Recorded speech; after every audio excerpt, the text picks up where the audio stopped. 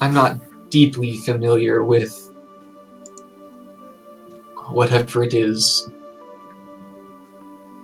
scientists do, but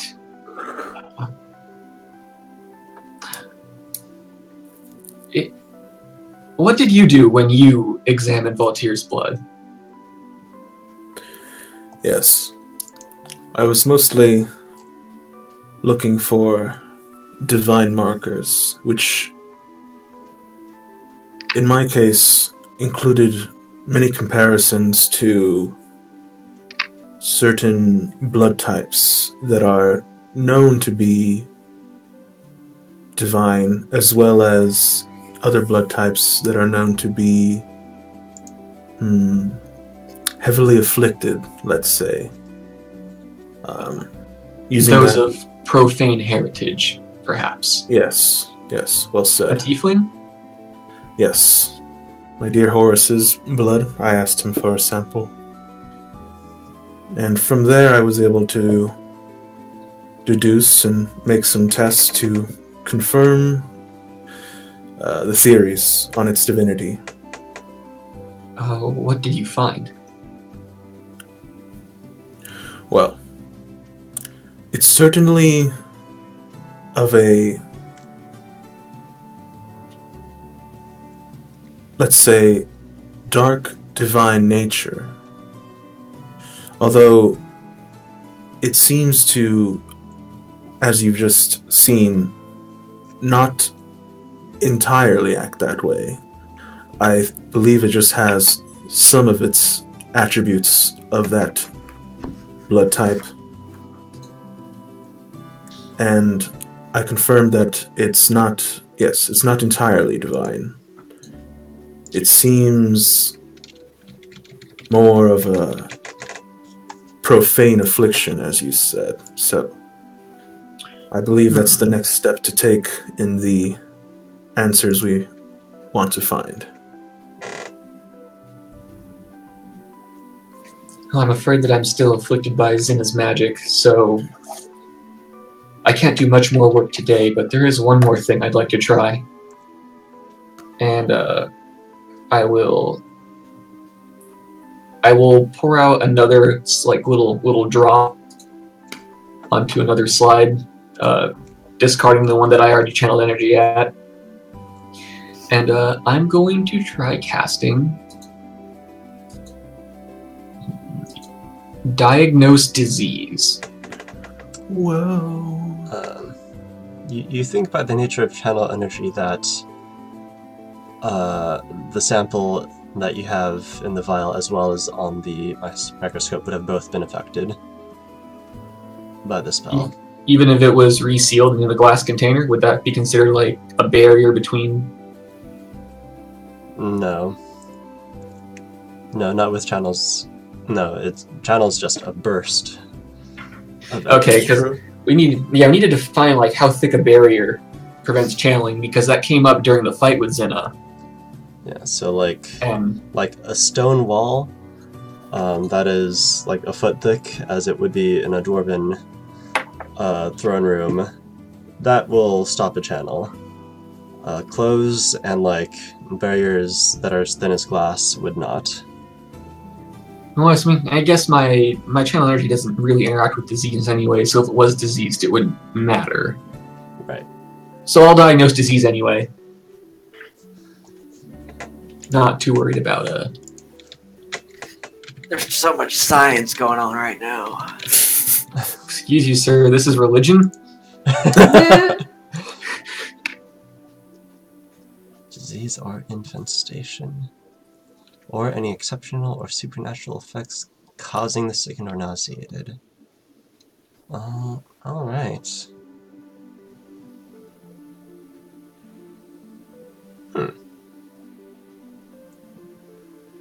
Interesting.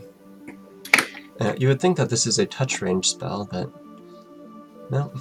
Why would they make you touch the diseased thing to diagnose the disease? Because all the other healing works that way. So you can get infected and really know. Yeah. Oh, yeah, this is definitely the plague. Gotta get it all over me before I can tell. Yeah. As you drink the werewolf's blood, this is lycanthropy.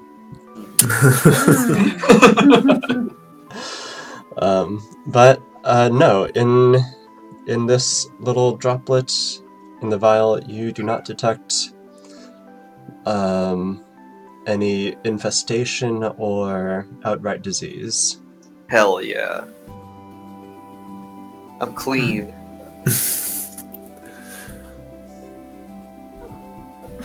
Well, that's good. STD test right there. Yeah, Voltaire doesn't have to tell his partners anything. That's good.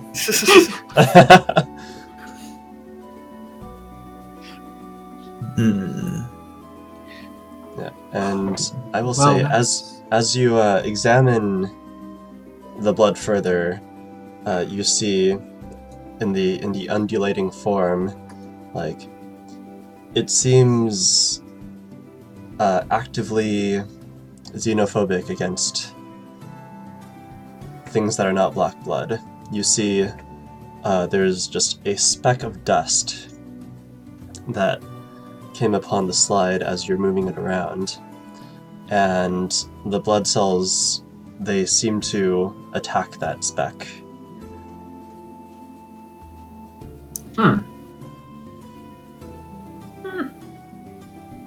Indeed. Okay. This is going to require much more study, it seems. But I'm afraid that all of my power today is spent. I think I will retire for the evening. Yes, you may.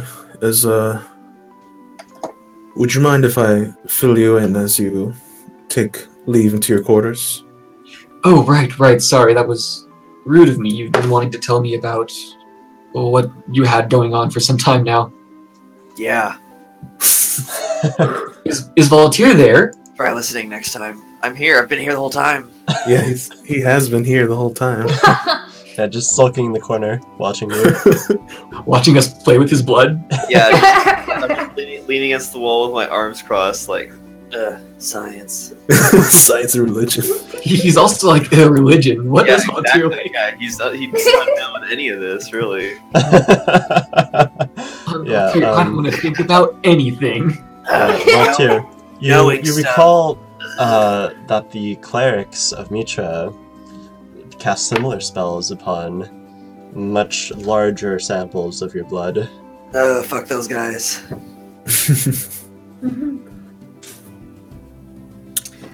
Well, Voltaire, you haven't said much.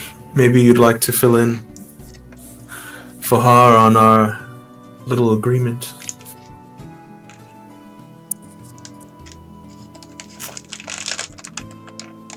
Well, I don't see why he needs to know, but Oswald and I, we struck up a deal. He figures out a way to nullify the black blood in others, maybe even myself, and I've agreed to become his personal bodyguard.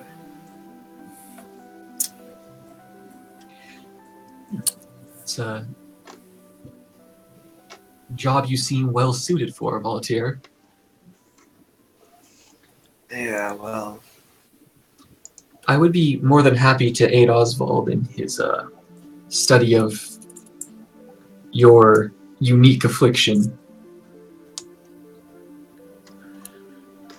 Yes, and I'm very grateful, Voltaire, but I was actually referring to our current agenda. oh, Here. So, I'll fill you in, and Voltaire can fill in the rest, but I mean to make my way northwest. right. Disagreement. That's an agreement we did make too, though. Yeah, that's true. That's why I was like, What does he need to know? I was about to say, because he's might be coming with us. I was in the room when you guys talked about this, right? So I would know about it? You were not. Okay, never mind. What? I will say that when we bumped into each other, you were definitely invited to stay at the Oswald estate, although I'm pretty sure Oswald already knew you had your own place. But he would have told you the address and stuff if you wanted to stop by. Yeah, I might actually do that in an effort to avoid my mother. And since I've already checked in with my dad and Bates and all that, I might just, like, ring the doorbell right about now, conveniently. Yeah. Your butler knocks on the door. Sorry. The door of the laboratory. Sorry to intrude. We have a guest, a beautiful elf on the porch. Oh. Well, I haven't had one of those in a while. Could it be? And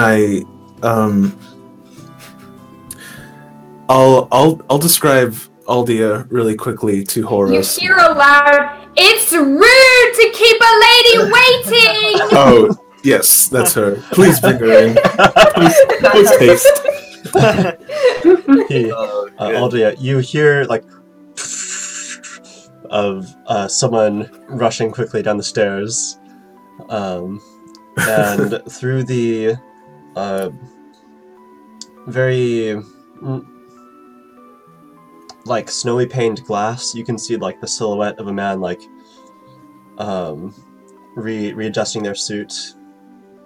And the door opens and you see a tiefling man in a butler's garb in front of you.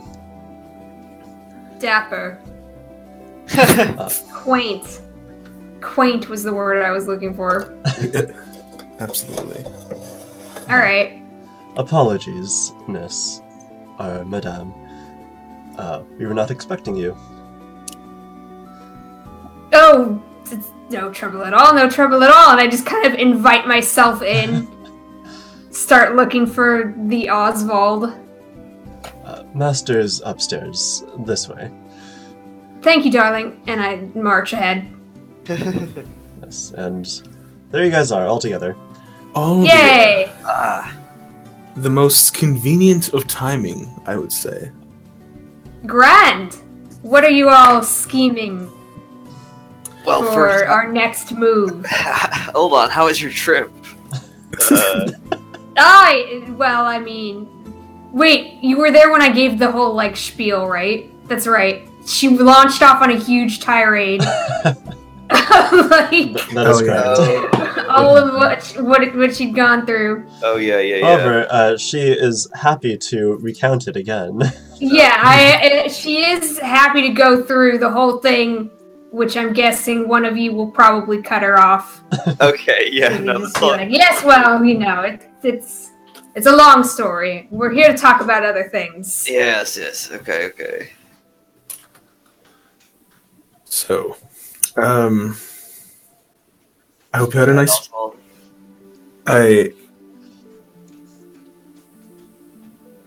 I'm sad to say, Aldia, that I'll be taking another trip northwest from here. Something's came up. And I will admit, my motivation is quite selfish. There has been a certain person that I've been looking for quite some time now. And through a rather serendipitous event, I've recently come into a journal of their writing. And the journal describes the location they've recently been. Perhaps you've heard of the Avalon Lake,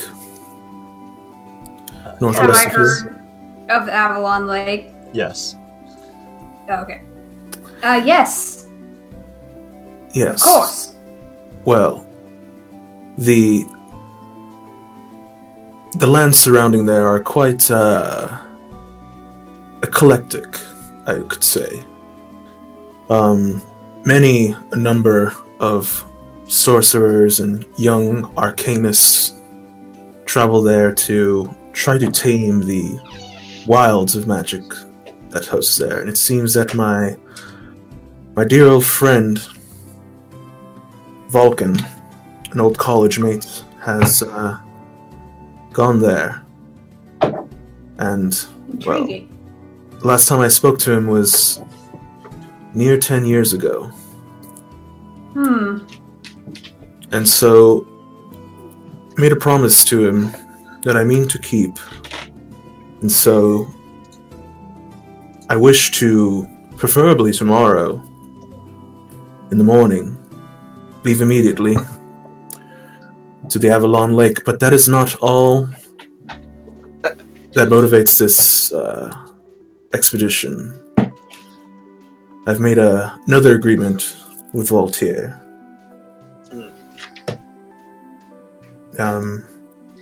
It's part of the prophecy. Voltaire, would you like to?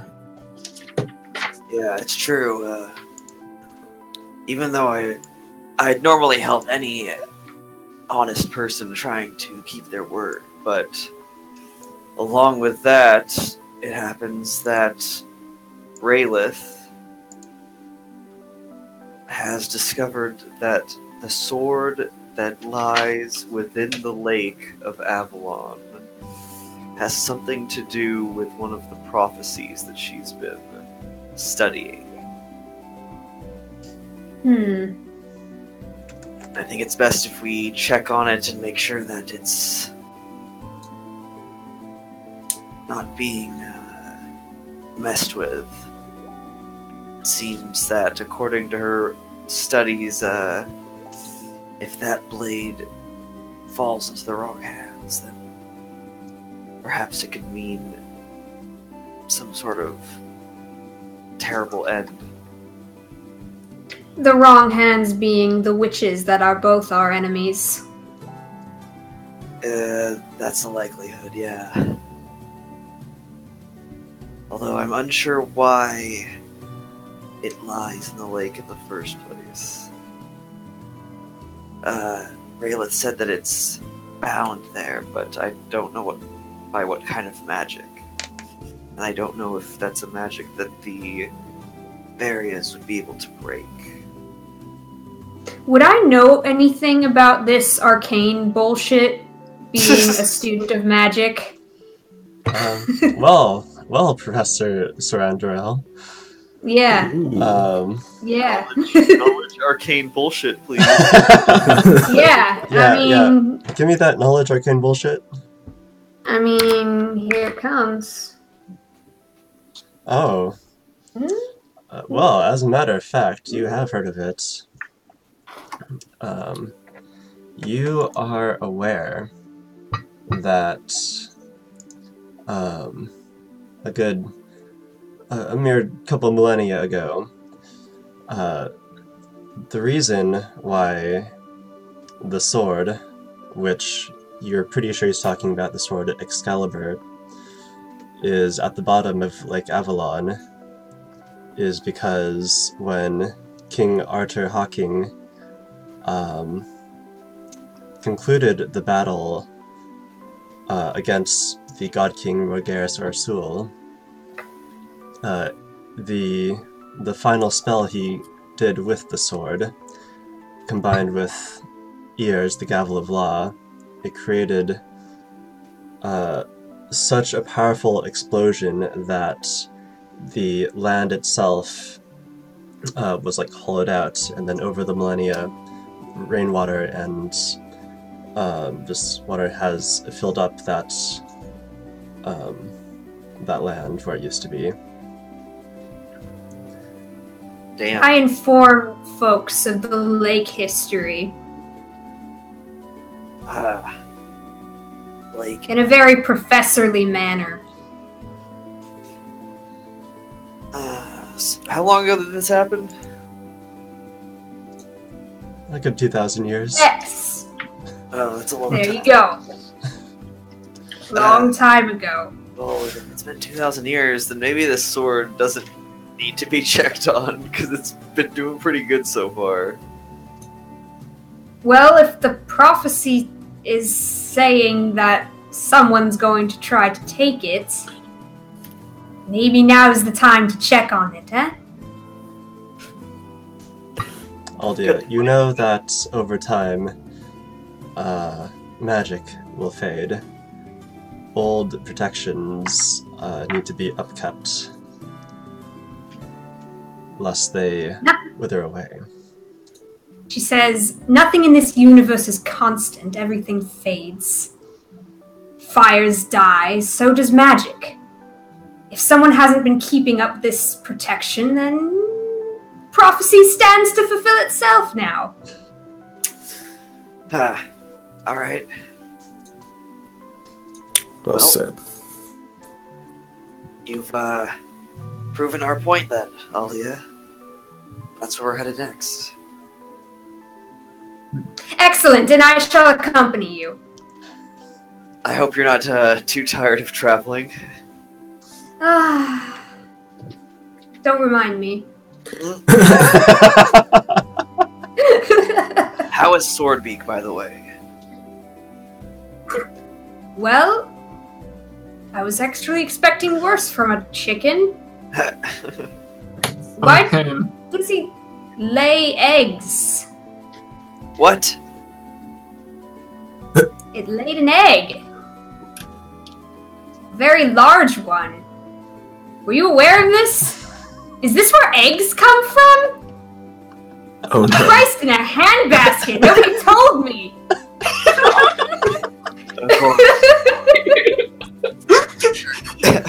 I'm sure your breakfast.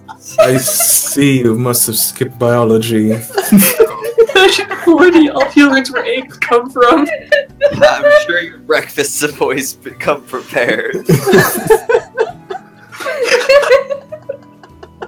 She just like puts two and two together suddenly. Amazing. I can't handle it. Oh my god.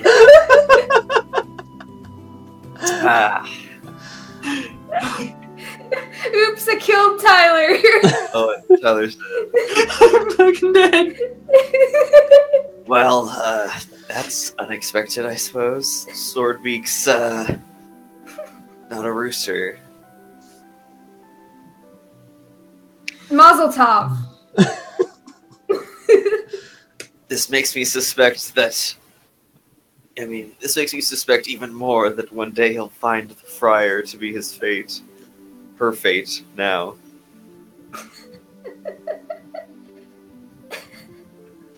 Oh my god. Well, alright, if we all agree, then we'll, we should perhaps tell Galahad and Moriarty of our plans. Did we already do that? You have not. Okay. Well, Yeah, we should probably do that. Fahar, do you have any input on all this?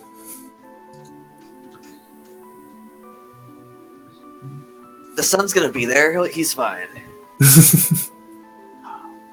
Did Fahar dip? Oh, he's there. Before we take on such a task, I would like to first consult with Galahad. That's what I just said. And here I'm agreeing with you.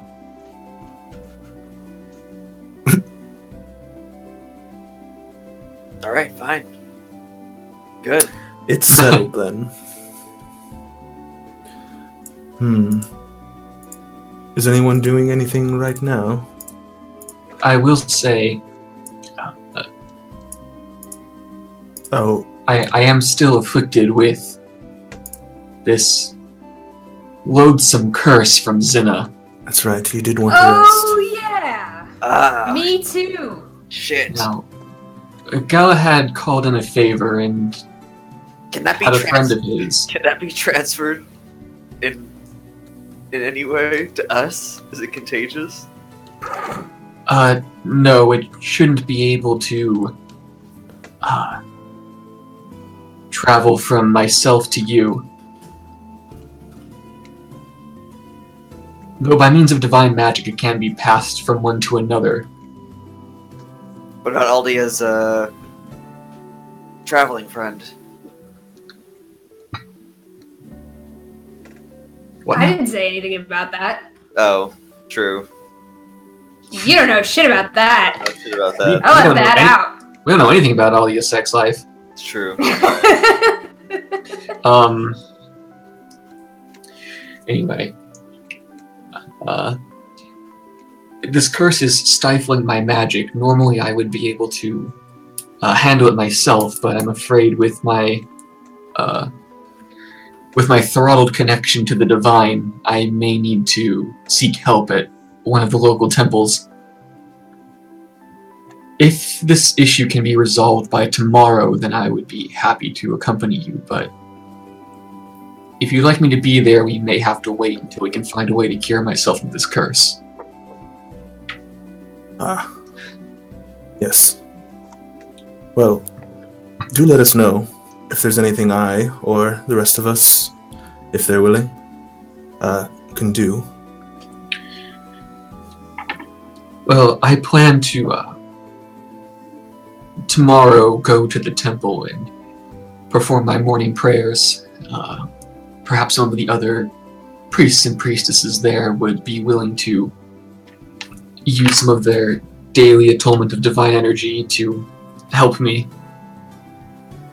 Yes. But I don't think there's anything that any of you could do against magic such as this. Well, regardless, I'll make some preparations, just in case everything goes well and we are able to leave tomorrow. Then in the interest of using our time efficiently, maybe we should go visit Galahad tonight? Yes, I'm quite alright with that if you're feeling well, Fahar. Oh yes, the curse had sapped me of much of my mobility at first, but like I said, Galahad's friend relieved me of that. That's good.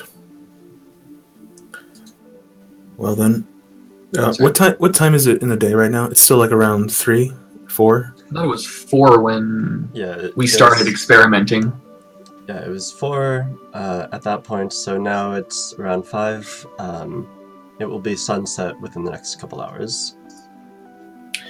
And sorry, did Aladia mention that she's still cursed too, or was that just like when we were talking meta?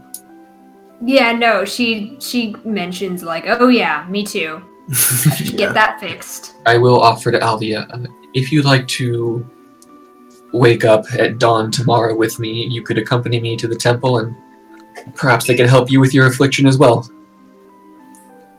Alright, I'll take you up on that. Dawn it is. Dawn, the anti-witching hour. For anti-witching ourselves. I'll laugh at that. Yes, quite appropriate what you say. She is like weirdly tickled inside that she made Fahar laugh. Hey guys, Fahar has a sense of humor. No way. Okay. Aldia, you are aware that spellcasting services do cost some money.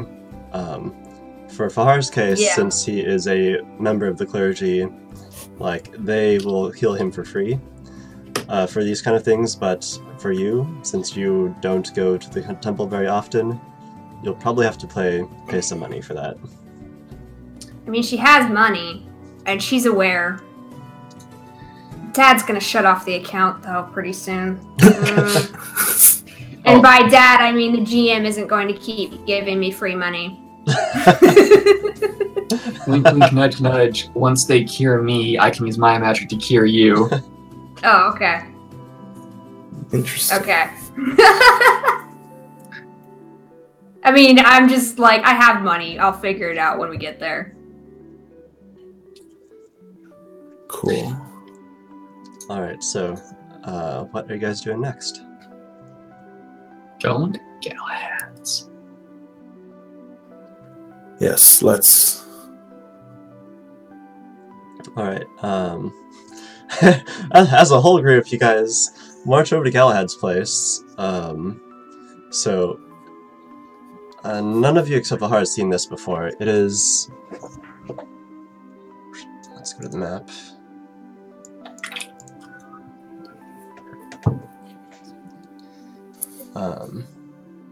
So his house, it's not a manor, it's just a house.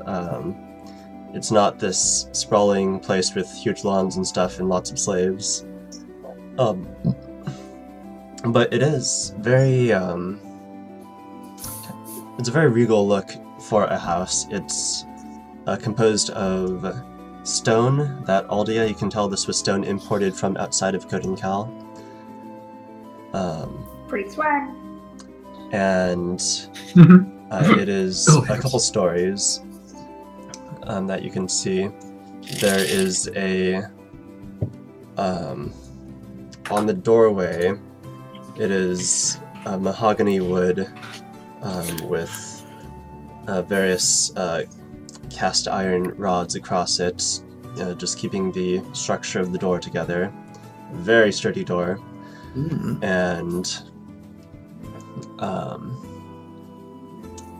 And you tell by the architecture it's more of a Dwarven style of construction. It's very, like, lots of hard lines throughout, very angular, contrasted with the general preferred style in the city and of Elvish architecture, which is all about the curves and being elegant and flowy, and like having a very natural look. So you're at his doorway. I'll knock. Probably appropriate I be the one knocking.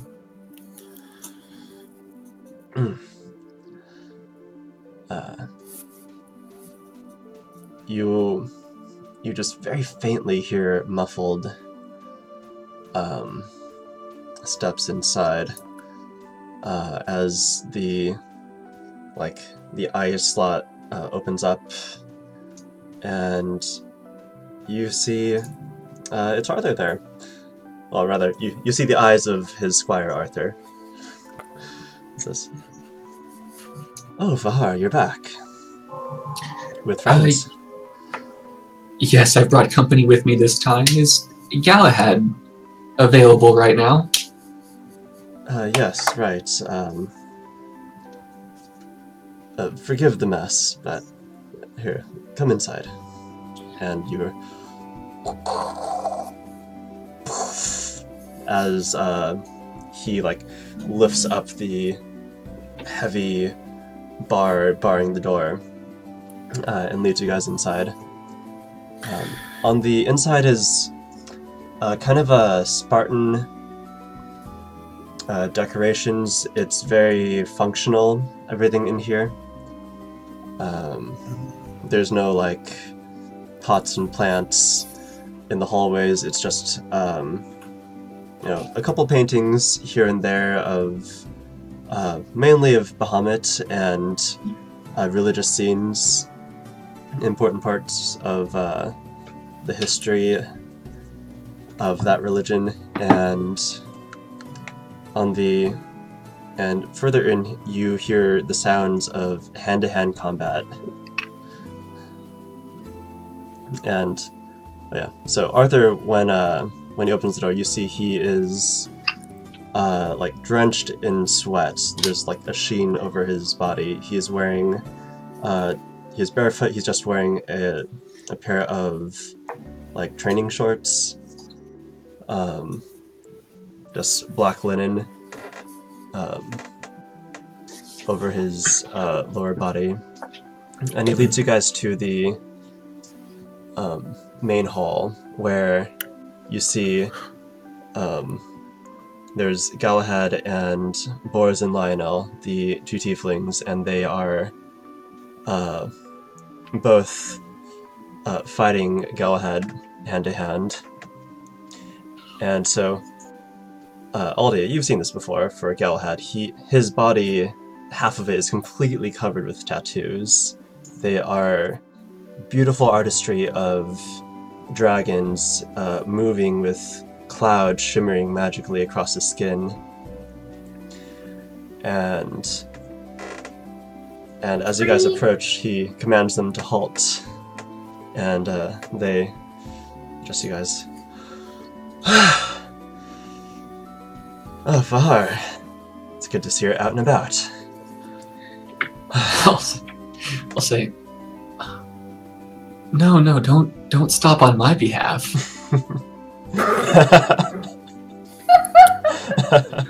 Yes, you were just getting to the good part.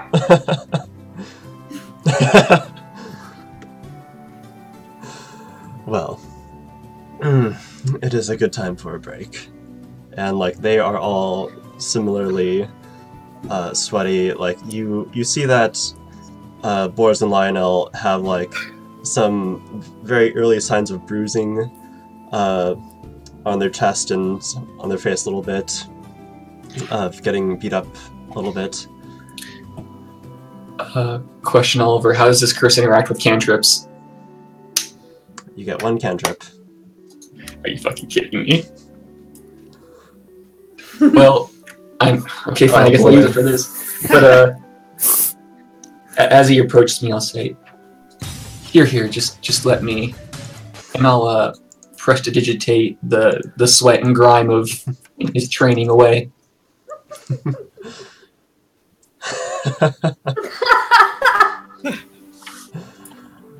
Oh, Vahar.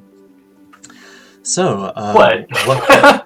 There's like a mental note that passes, like, Aldia will remember this. Like, that's something I would have done. Yeah, so you see, like, which one are you casting it on? Was Galahad? It's only one person at a time, so I can't actually help anyone else. Yeah, so as you wave your hands, a candle light of streaming energy flows from it, and from his, like, panting, sweating body, it's becomes matte and dry, and then his hair goes back to its parted place, as you notice. Nice. You know, actually, I didn't even think about that when I did it, but it's very true that Aldi had probably noticed that's not normally a priestly cantrip. Yeah. That's definitely something. She also has some history with Galahad and is looking at you like, Oh, what?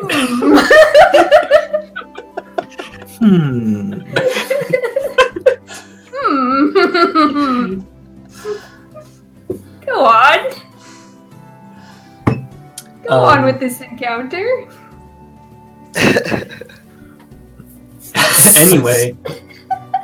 Say, why don't you train here, Voltaire?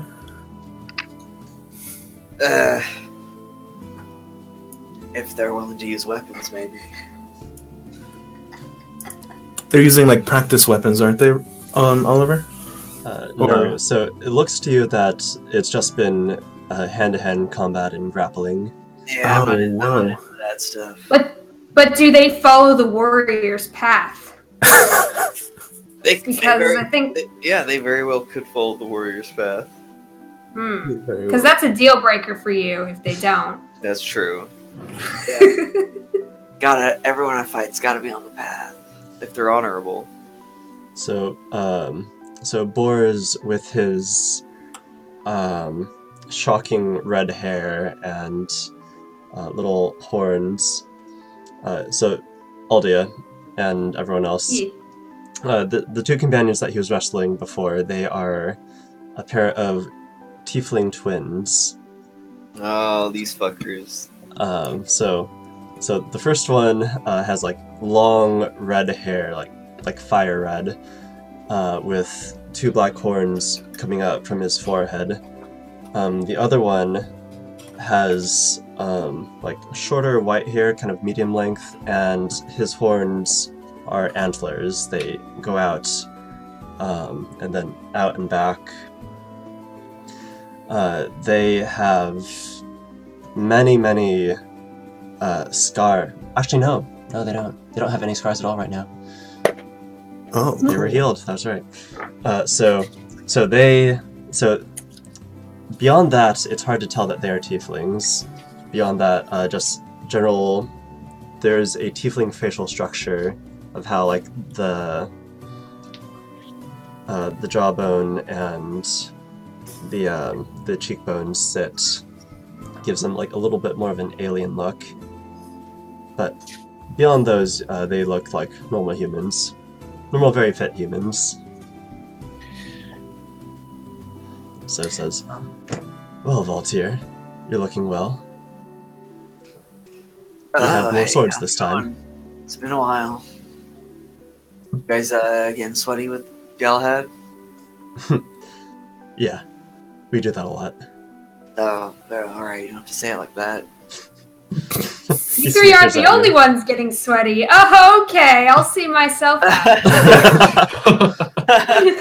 I can't believe our party contains a love triangle. Not like that. Not like that. Okay. Okay, good. Not like what? I didn't say anything. Neither did Fahar, that was all me.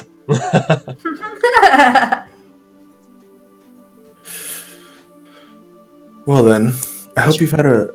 Oh, alright. You have something to say, Voltaire? Yeah, I was just talking to this guy here. What are their names again, Noctis?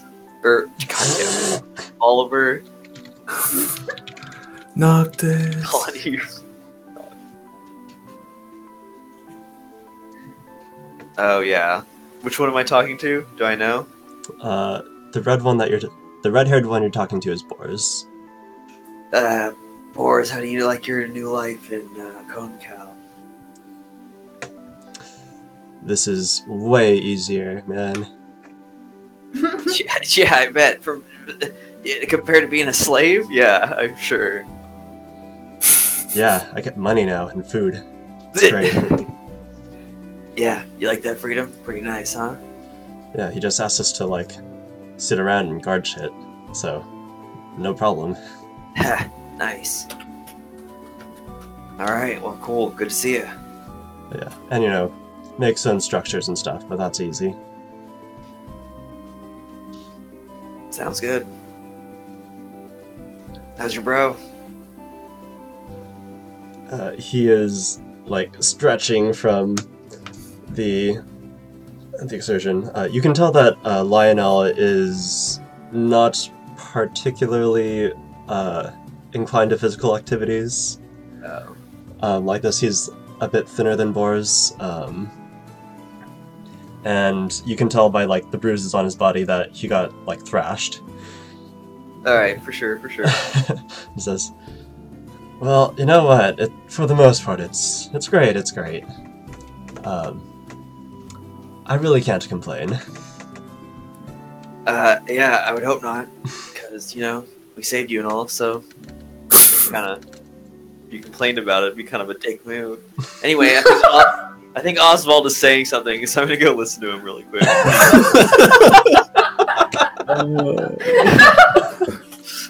I'm dying. Voltaire has killed so many people, yet somehow he is still so pure. He's just so simple. I love him. So, He's got like a fucking 8 wisdom and a 9 intelligence, bro. I don't know what to tell you. I absolutely love it. No, it's really nice when that's one person and not the whole party. True.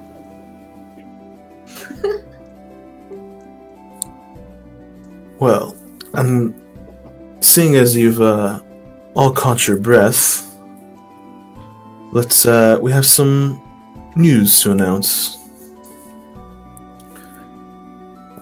We'll be making our way northwest specifically to the Avalon Lake, and we thought it best to inform you of our motives. The Lake of Avalon. Yep. Going for that sword. You know me. Oh. This is regarding the prophecy, yes. Well, that is fortunate. I was going to talk to you about that. But if you're going anyways, that's great. Ha! Yeah, we're pretty good like that. Well, I'm happy you have all of this figured out. But it is kind of a long trip. Have you all of your things ready? No, we'll be My preparing that. My swords are sharpened. Sorry. My swords are sharpened. Yes, we'll be preparing that. Well, it is a bit late now. We might need an extra day anyhow, because Fahar is still recovering from his ailments, and I believe Aldia means to do the same. Aldia, it has been a very long time since we've seen each other last. Yes. How have you fared? You have a problem? A problem? No, darling. It's nothing. Nothing that can't be fixed with a bit of TLC. How have you been? How's your grandfather? Well, thanks to Fahar here, he's good as new. And he left for a meeting a few days ago. I expect him to be back within the month. These things take time depending on who's attending. So, once again, I am stuck here in Kurenkel guarding the Vault of Whispers. But, Like you do. But nonetheless, we do have something for you, though. Oh? Galahad, you didn't have to pay me or beyond what... I mean, you've already given me enough. I didn't ask for anything to help you. She's like stammering like... Oh, no problem. And he goes to the opposite side of the room, and there are two bags there. And so he reaches up onto the shelf, and like you see the back muscles flex, and the striations of his serratus, and he brings it down very, very gingerly, and hands this brightly wrapped box to you. This is from my grandfather, actually. Oh. Well, you'll have to send my thanks along then. I take the box and gingerly open it.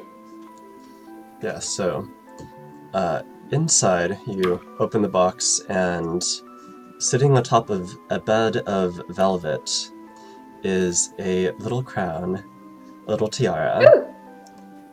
And so let me tell this out.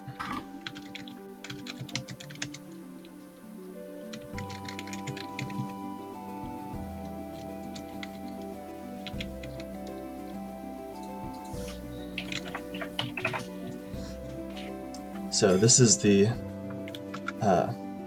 old crown of Princess Hashia. Her diadem, if you will. Yes. Why don't you put it on? I think this will suit you well. And so it is a... I try it on. Yeah, and it resizes itself to perfectly match the circumference of your head. And so it is a very elegant silver filigree body to the tiara, and then in the center are 5 little diamonds in a row, with the biggest one in the center. And it looks like they are like growing out of the filigree as a vine. Neat. And then the center one is like adorned with silver flowers around it. Fancy. And you feel your force of personality become amplified. As if it could be any more amplified. Yes. Hot damn, son.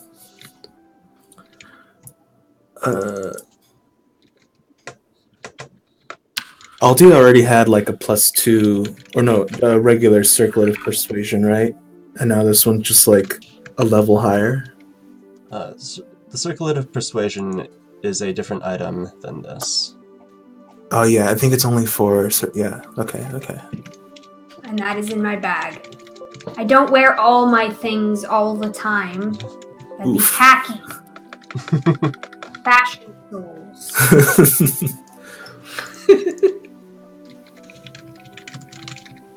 But I'm gonna keep this on as a little gesture of thanks. Man, it's cool.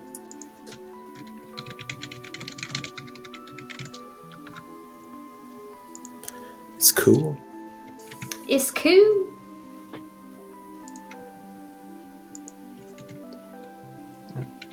Oh. Let me put this in here. So that is a headband of here we lowering go. charisma. Sick. And wait, Johnny, what level was the belt you got? It was +4. Yeah, so you feel your charisma go up by 4. Fucking hell. Oh Now my you gotta so recalculate all your stuff. Ah.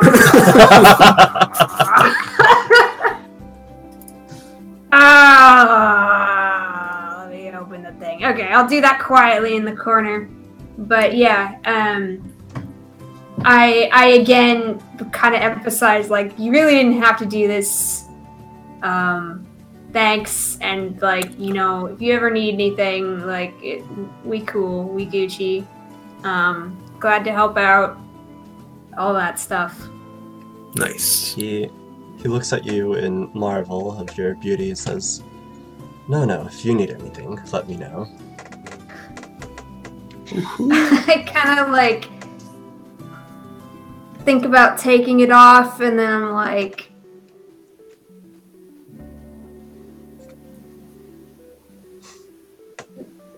you got it, buddy. Playing with her hair. She's just like, she kind of goes to take, like, she's gonna take it off, and then kind of like this look passes over her, like she's going to do something more, but she looks actually genuinely conflicted right now, and she just kind of settles with a gracious smile and nod, and she's kind of blushing. She doesn't, it's kind of clear that she doesn't really know how to respond in this situation, and that maybe there's some conflict she's having internally. Gotcha. Yes, and Can Fohar. I roll sense motive to read this situation? Sure. She's not bluffing, so it's not really a contested check. Something's fishy. So who are you trying to read here? I'm just like looking at Galahad, and looking back to Aldia, looking at Galahad again, and looking at Aldia, and just watching this whole exchange. You sense that they have history. Cocks one eyebrow.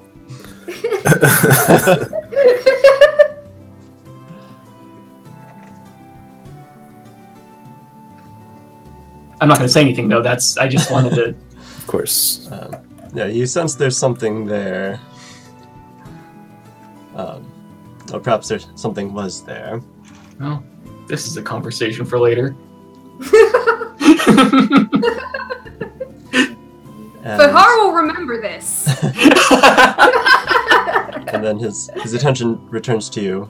Oh yes, your armor should be ready tomorrow. Oh, wonderful. Thank you for finishing that job so quickly. Yes, and I see you've lost the goblin. Oh, Where did he get to? my goodness, I forgot about the goblin. Oof, that's... Two Silva says he's in the petunias again. No, you don't understand. I shuffle through my pockets. I have the license to allow him to be within the confines of the city. He could be killed on sight by the guards if he's not near me. When was the last time any of you have seen him? It has Several been days. Jesus. Uh-oh. Last I saw him was quite a few days away. He was staying in my shed, tore up my garden, gave my halfling quite a fright. But then I believe he left with you, Fahar. I don't recall seeing him since my meeting with Moriarty, and how long was I asleep, Galahad? It has been 3 days. Oh no.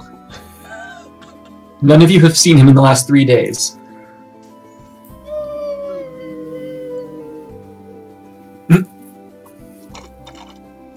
I just got here.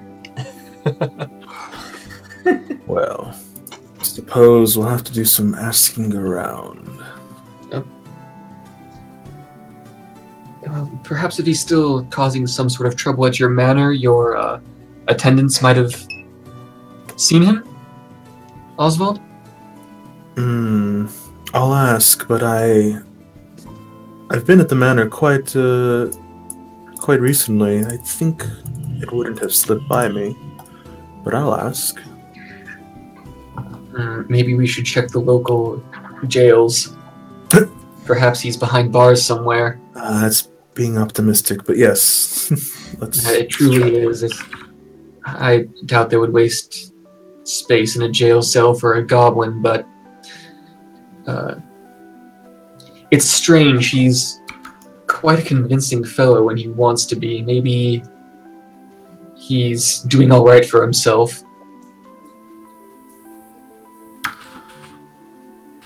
Well, if you see him again, this, and he brings down the final gift. This is for him. Though if you don't see him, please bring it back. I think it is absolutely absurd to give a goblin something like this, but, grandfather thought it would be funny.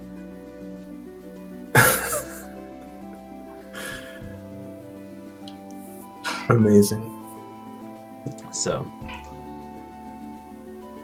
What am I being handed? You're being handed a small box with bright green packaging. Dare I ask what this is? Oh, it's a bowstring for his bow. A very, very powerful bowstring. One that I would prefer to have myself, but it's not my hoard.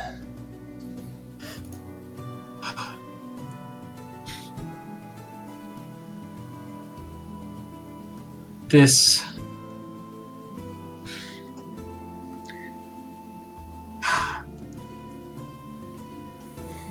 I know I shouldn't question the wisdom of a dragon, but... Really? He's going to give something such as this to the goblin. I know. This is...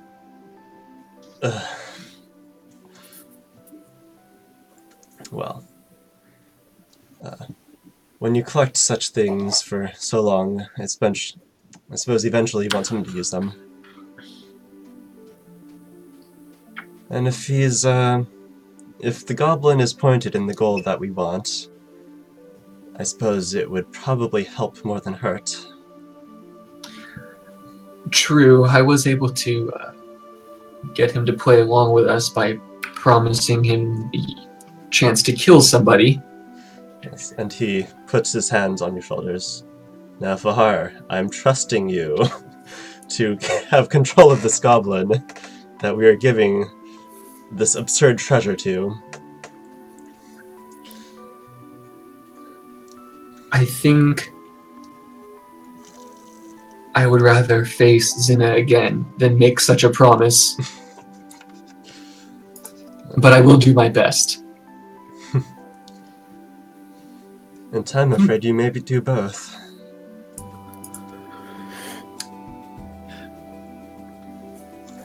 So anyway, you do think that going to check on this sword would be our best course of action? My spies have told me of... there is activity there. The elves have set up a research camp among the shores to study the effects of the mana wastes, apparently. But there has not been a lot of study going on recently, in recent months, at least according to the last report. Not after one of the anomalous events that happens in that region. I think it is worth looking into. Do you think the sword is safe where it sits now? I think yes. Well, it's been safe for the past 2 millennia. That's a pretty good track record. But with the strange magics that surround the Lake of Avalon, if a powerful spellcaster can harness that and use its powers to their own purposes, then who knows what can happen. You guys have told me before about back in Daggerdare, when you faced another group of spellcasters who was in a zone of wild magic just like that. Mentioned being pulled into dreams and such. If there is, I think if they're going to take advantage of strange magics and cross-dimensional barriers, then it may be in greater danger than we ever thought. Oswald will speak up, and he'll ask, Galahad, about the mana wastes in particular, and this research camp that you say was established. Do you know anyone by the name of Vulcan? I believe he goes by Professor Vulcan now. That name does not ring a bell. Unfortunately, I am a professional fighter, not spy master. Ah. I see. Well. Research papers don't much hold my attention. Well, at the very least, I definitely would like to have a conversation with you at a later date about spycraft, as it's a field I'm rather interested in. But regardless, yes, we will go to the lake, we will see the health of the current enchantment, and if as I suspect, it does not hold up to par. We will secure it. Very well. I believe it's optimistic of us to believe that we can depart tomorrow morning. So perhaps we will take the day to prepare ourselves. Very well. Please come back as soon as possible, and be safe. Thank you again. And he goes to hug you guys one by one. Aw. Well, actually no, did he just meet you? No, so he shakes your hand, Oswald. Yes. Everyone else, though, he does hug. Aw. Well done.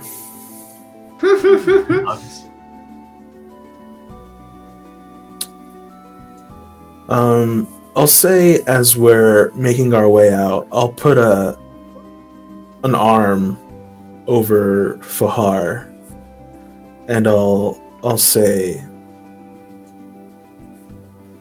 Fahar, I never really did thank you for, I'd say, single-handedly saving my life the day of the inn when those ghastly wraiths surrounded us.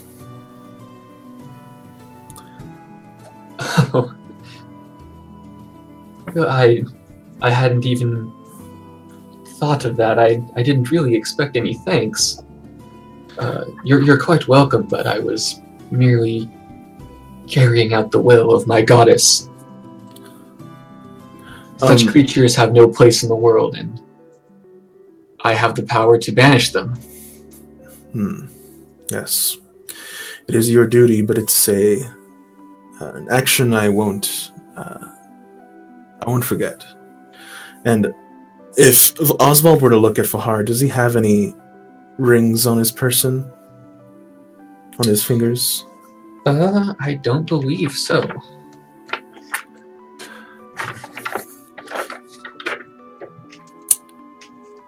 Well, I sure don't. Assuming that you don't, he'll say, here, something. I'm sure you recognize it. Something that we picked up from the dwarven throne room. It's quite nice. I have something similar, so it's not terribly useful to me. So please, have it. Take it. And he'll hand you the Ring of 7 Colors.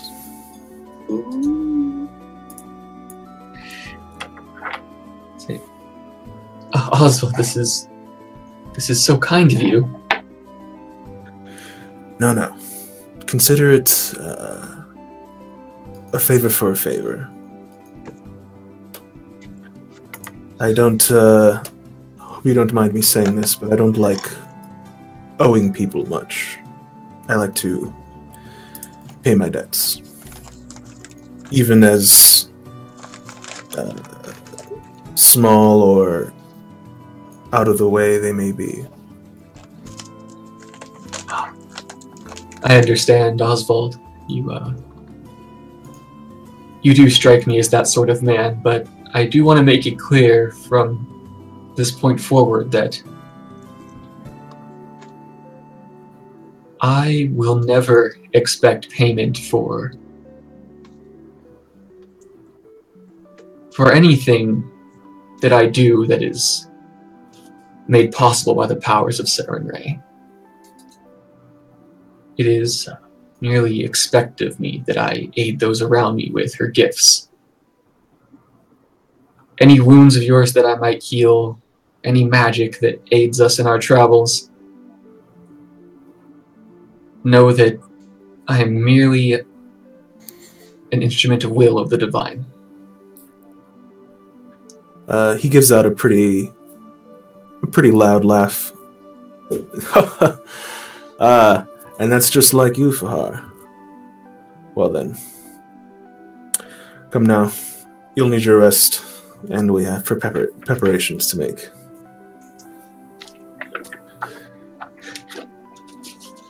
All right, so we're going back along to the Heim's house. I think so. All right.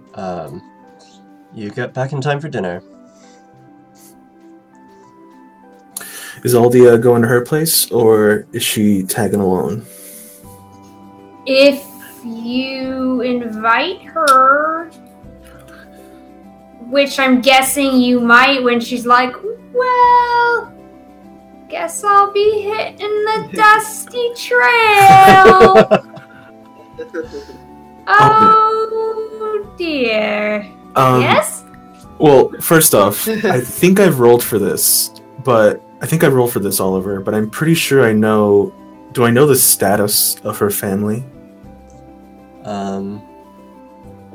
If not, I can make another nobility roll. I don't remember, so yeah, go ahead and roll that. You got it. Yeah, you know that she is a highborn elf. Yes, okay. Oh dear. I know you have a equally, if yet not more, magnificent manor and dinner probably waiting, but please, you are considered a guest of the Heims estate for as long as I know you. As long as we are working together. That's very generous of you, and well, perhaps as long as we're working together, I mean, we should hang out, right? We should hang out. And she just kind of like makes that the reason, and goes along with you guys. Sweet. Okay.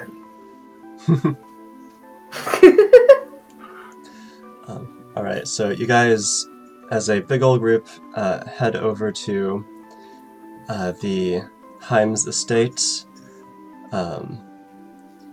and you go past the line. Aldia, you notice he's got like this big old square like out in the back,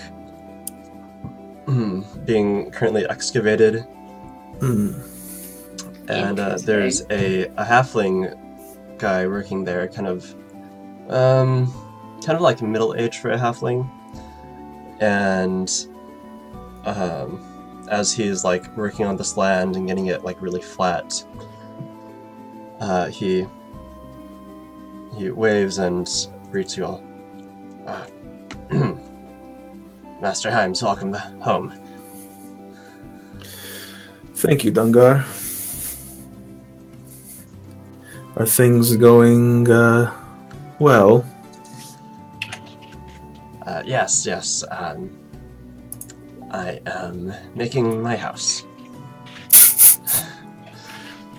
Yes you are.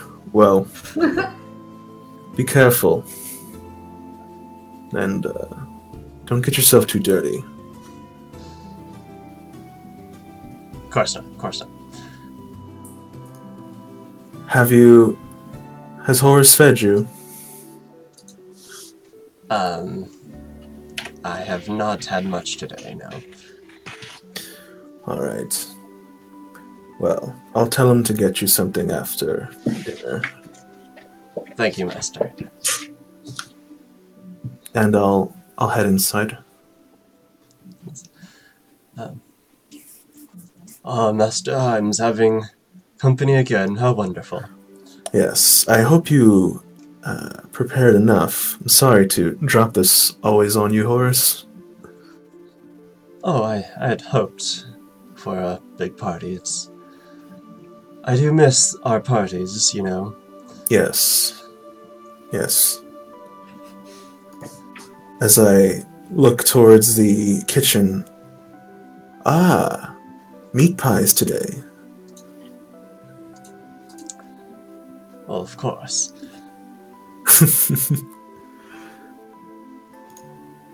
Alright, so, what do we have for this party? Food-wise? Yeah.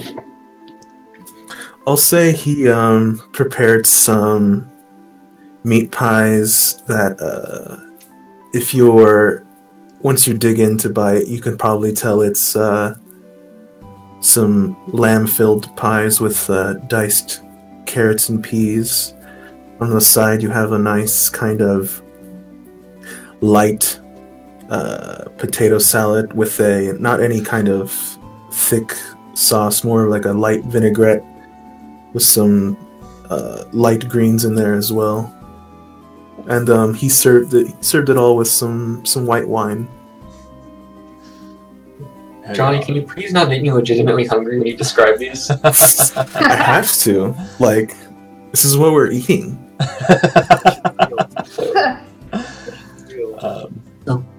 Could now be a good time to take like a 5? If you want, yeah. Yeah, I was gonna say. So unless there's more conversation to be had at the dinner table, we will continue in 5 and start off in the morning. Cool. Be back.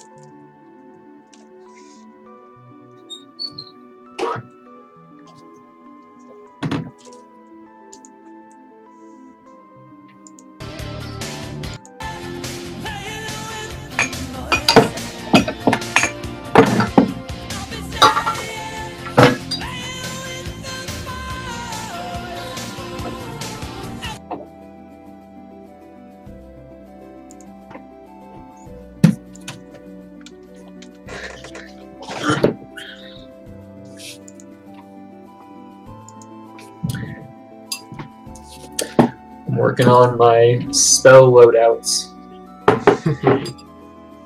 It's a lot of work.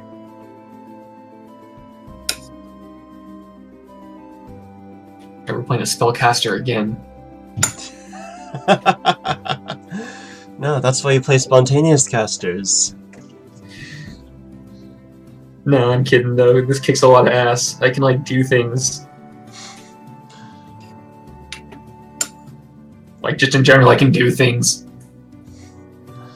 You don't like just hitting things against walls and that's it?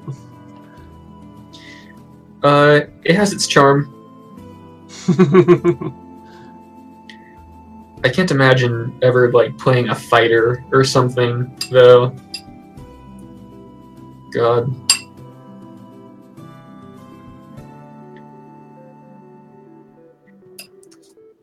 Calreed's fun, but that's just because he occupies just like such a weird little niche.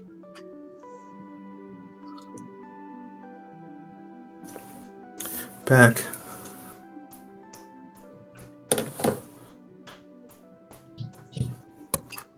I'm eating a bowl of instant rice. Nice. I got some crackers and cheese. I got have- trail mix. Oh, I have some trail mix too. That reminded me that I have really nice cheese in my fridge that I forgot to cut up before the game today. Ooh, cool. I know, they had these new, like, this 3-pack of these Irish cheeses at work. And I just had to. They're delicious variations of cheddar. So I guess the Irish are into their cheddar.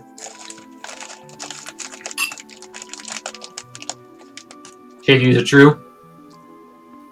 Fuck if I know. Dude, I've been colonized for thousands of years. I don't know shit about Irish people. Fair. Fair. Completely valid.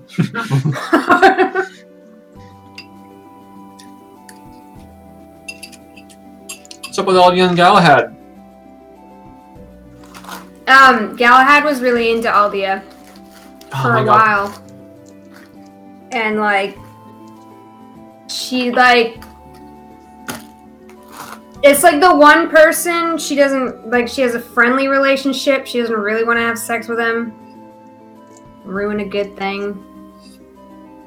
That guy has a friggin' type.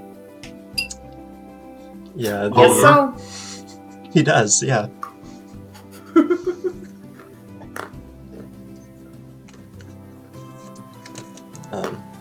Yeah, so they have some history. Like, Galahad's pursued her for a while, but he realized, well, they both realized that it wouldn't really work out between them in the long term. Because they have very different, like, values and life goals. What is this flask filled with? Sorry, I am listening, but I just have to move a flask off my desk, and I forgot it was full. I can't open it because I just put lotion on my hands. Damn it, I'm so sad. This chain God of damn events. it! Like, a glimpse of the life of Tyler right here. Not much has changed in 10 years. I didn't moisturize 10 years ago, are you kidding me? Yeah, that's what she said, not much. But some. Oh, it's Some Fireball. things. Not much has changed in 6 months. Alright, so. The last remnants of the entire bottle of Fireball I drink at BlizzCon. Ew. That was kind of crazy. I was way too drunk that entire convention. Which con? BlizzCon, the one that... BlizzCon. Yeah, you were. Remember, Yeah, you were. remember me with the bottle of Fireball? Yeah, you downed like that like it was water. Way too What drunk. else is BlizzCon for? Honestly, That's what I use it for. Go insane otherwise. I mean, I think it's a little bit of a different thing with you. Probably. Well, Are we still streaming? yes. We should talk about this on stream. Yeah, true. Alright, so, let's begin. Part 2. So, you guys have a pleasant dinner conversation. I'm guessing Aldia mentions as much about her relationship with Galahad. If Fahar asks. If you ask, yeah. I'm not. No. Fahar's not asking yet. Okay. Wonderful. He's just barely met all of you. He would ask Galahad first. And so, you guys all have rooms except Aldia. You can retire to them. Aldia, are you staying at the manor or going back home? If it gets dark, I ask very politely. Not to impose or anything, but it is dark. Hint. Hint, hint. Oswald! Oswald.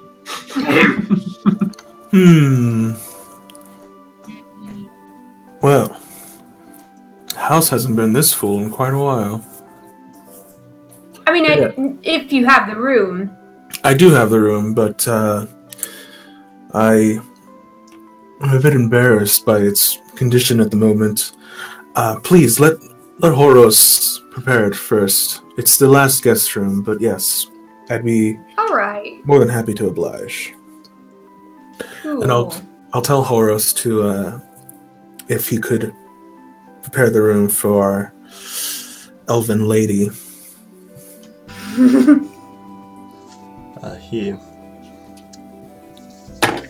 He gives, like, yes, of course, but you can tell, like, after knowing him for this long, there's, like, sort of an exasperated sigh within him about this. About how much more he has to prepare for an elven lady. Yes. It's like twice the preparation. I mean, she's an elf. He just has to put a potted tree in the middle of the room. Dang. Acceptable.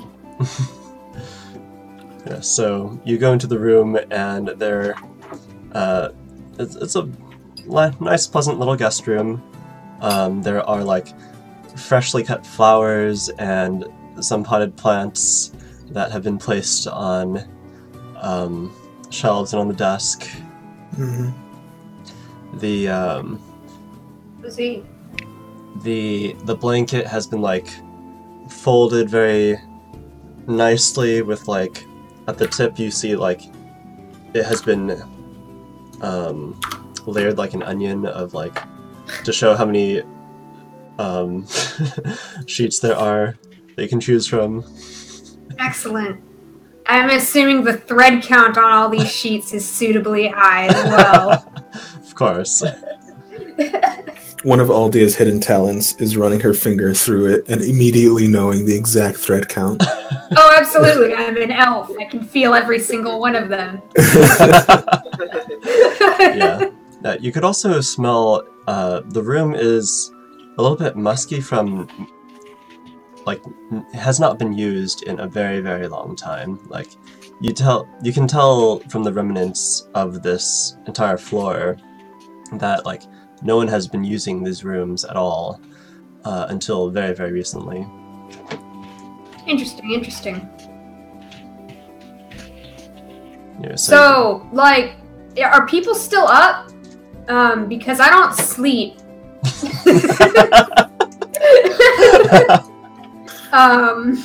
Elf problems. Yeah, like, what's Oswald doing?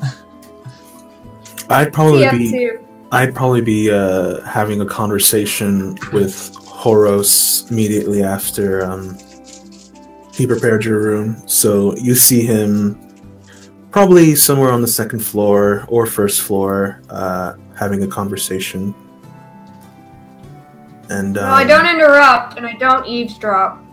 Except I absolutely do eavesdrop. What are they talking about? Horos, thank you again. I know it delights you to have so many people in the house again, but of course that does mean more for you to do, especially with the lady around. Oh, it's been dreadfully boring. While you're away, I live for these moments. Yes. Well, that makes me... I'm glad to hear that.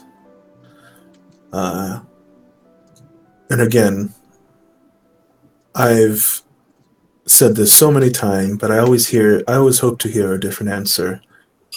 If there's anything you ever need or want for,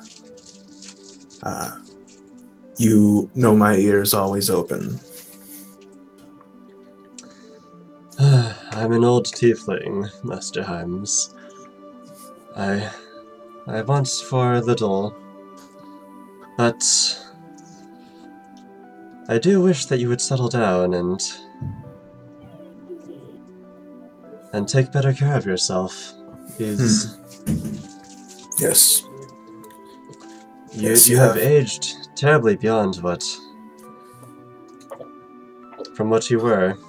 I remember when you were such a small boy running up and down these stairs,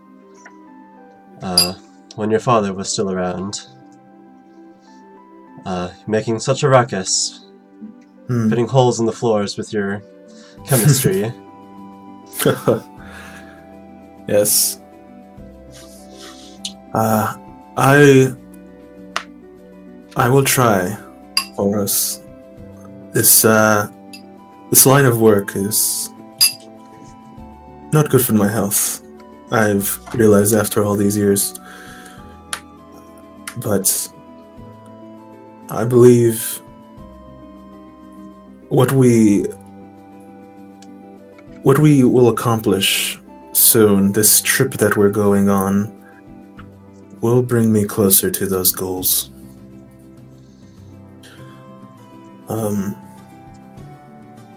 I haven't mentioned this yet, but it's about Vulcan. And you see his pointed ears perk up. Vulcan, you found another clue, finally. Well, ouch, Horus, don't rub it in my face. But yes, I found something. I'm nearly sure this is it. I feel it's the closest I've been since. So, do you think you'll be able to bring him back? Yes. I hope we can. There'll be much to talk about. Much to catch up on.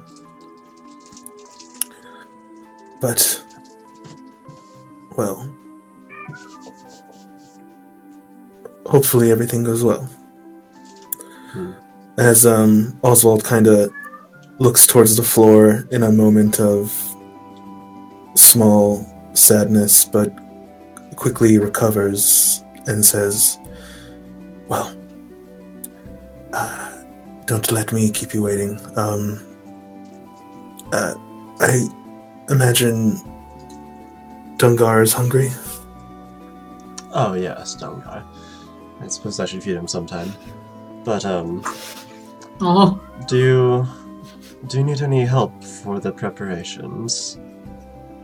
Where are you going? Yes. We'll be heading northwest to the Lake of Avalon, and me more in particular, the wastes around the lake is where I believe Vulcan is. You will give me a heart attack, Master. Those are not safe lands, and that is not a short trip. It's neither of those things, you're right. But we have the good people staying here tonight. I believe in the short time we've known each other, we formed a very quick bond. And I plan to watch their backs as they will watch mine. I believe we'll be safer that way. Well, I will pack up the remainder of the crazy bread and rations for a day, but I'm afraid we don't have anything in stock for beyond that. That's all right. Just make sure I never made a name for my horse. Just make sure you know what? Oswald doesn't name his horses. There you go. Make sure the horse in the stable is fed and watered. I should be enough rest if we give it till an extra day. It should be well rested enough to take the trip, I hope. Yes, it looked absolutely dreadful when you brought it back. Yes. It looked like it'd been forced to run all night long. Yes, a certain, well, we can place that on a certain lady, but I really have no complaints. No, I'll be preparing all that tomorrow. You know, I like to see to those things myself, but I appreciate the gesture. All I can ask for you is to keep yourself occupied and try not to let Dungar bother you too much. Well, that's never been a problem. Well, speaking, I suppose I should feed him. Have a good night, Master. Yes, equally, Horace. And I'll head upstairs to my 3rd floor. And on the way, you just happen to see Aldia stepping I out just of the room. happened to be casually strolling down. Oh, hello, Oswald. Fancy seeing you here in your mansion. So smooth. Oswald is taken by surprise, certainly, and quickly, almost like, even though there's no dust on him whatsoever, dusts himself off. Oh, Aldia, it's good to see you. Yes, I imagine, I just remembered, you are not one for sleep, are you? Yes, I came looking for some company, actually. Not company, I mean... Oh. What? Evening is young, isn't it? Where is everyone? Well, I imagine they're all in their quarters. I'm not entirely sure if they're all asleep or not, but yes, everyone's getting quite ready for tomorrow. I'd be happy to have a conversation with you, but I fear that I will need to sleep soon. Tomorrow will be a long day. Of course, I don't want to keep you. But if anything, wait till the morning. Besides, there'll be plenty of conversations to be had on this nearly 2-week trip. Oh gods, it's going to be that long, is it? Yes, we'll be preparing for 11 days at the very least. I see. So, most likely we'll be leaving not tomorrow, but the day after that, most likely. Oh, that makes things a bit easier. So, I do hope you can make any preparations, tell your family, all such things. But, well, if you do find yourself a bit bored, Horace is, I would say, more likely to regale you with tales of my childhood, if you're into that kind of thing. It's rather embarrassing, to be honest, but he likes telling them nonetheless. Oswald, do you have a library? Ah, yes, well... But of course. Yes, the fifth guest room was turned into a sort of library in itself, but we have books all around the manor. You can take a look in there, but if you're looking for... Well, I doubt you'd be looking for much scientific reading. Most of those are in my lab. But yes, we have all sorts of literature and old arcane scriptures in the... Neat. Well, I'll just occupy myself then. Don't mind me. I won't get too nosy. Oh, no. You could never be that.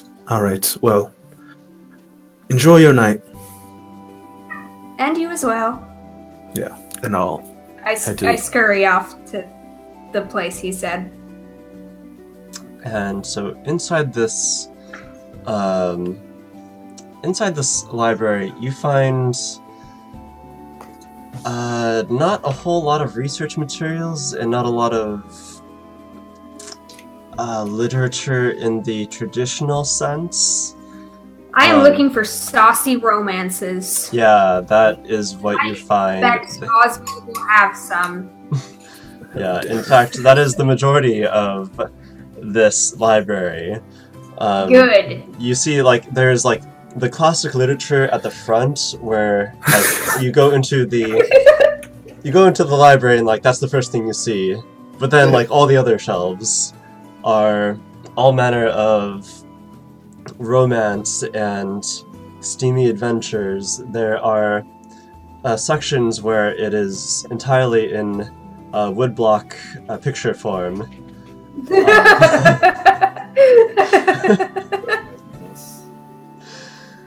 I basically spend most of the night reading, and then I leave about 4 hours for meditation before dawn. So I'm ready to go a little before dawn to meet up with Fahar. Right, and the dawn comes. But the first thing, Voltaire, are you there? Yep. You have a dream that night. Okay. And when you dream, it is scattered. It is very, very hazy, much less clear than the one before. But you find yourself at that battlefield once again, reliving that same moment as you bring your great sword, the Sword of Fontaine, and point it at the opposing army.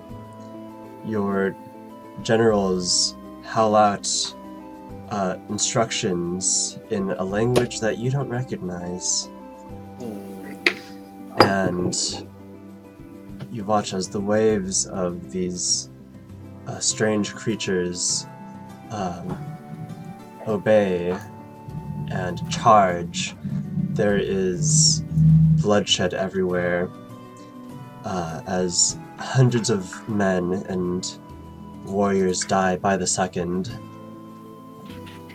On each side, all around you, there's chaos in the sound of horses and arrows and screaming and death. And over the hill, you ride towards him, the other man, the one with a helmet with golden wings parting from the side, who wields a hammer in one hand, a great war hammer. It is bedecked with crystals, humming with magic. Same with the other. This sword so bright that you can't even see its form. Wielding these both at once. And that's what you remember. I see. Okay, I remember that. And it's the morning. You hear, "Fuck, from the Heim stable. You're not a rooster. That wild magic was a little more wild than we thought. It was so wild. Bok, bok, bok, bok, bok. I mean, we haven't really checked, but it's completely possible that, like, your chicken is both?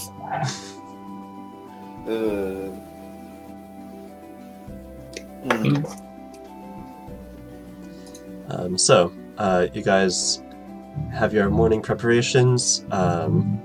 You've got breakfast, and you're on your way. I'm pretty sure that Aldi and Fahar leave a bit before breakfast. All right. Yeah. So you guys wake up before anyone else does. The help is still in their dens. So, Aldia, you don't really sleep at all. So, as Fahar comes up to wake you up, you hear him outside the door, walking up the stairs. Actually, no, walking down the hall, not up the stairs, around the same floor. Cool. I am a prepared woman, so I was like getting ready with the morning things already. I'm ready to go, basically. Yeah.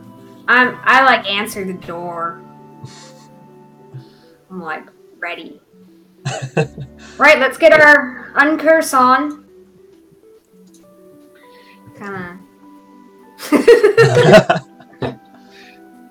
Yes, let's not waste any time.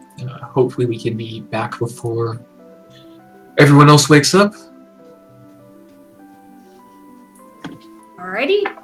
And I guess I lead the way. I mean, I'm sure Aldi knows where the Temple of Serenray is. She lives here. She's lived here for a very long time. I'm gonna follow you. Like, out of like a priestly courtesy thing. I don't know. Unless Aldi is like, Serenray, which one was that again? I mean, you talk about her so much. I got it. I know which one. Okay, good. Yeah, and as one of the major religions around here, you are familiar with it. You know the general gist of where the temple is, even if you're not, like, super sure about which street to go down. Cool. So as you guys go down the streets, there are very few people up and about at this pre-dawn hour. But the ones who are, they're like packing their meals and getting ready for the day.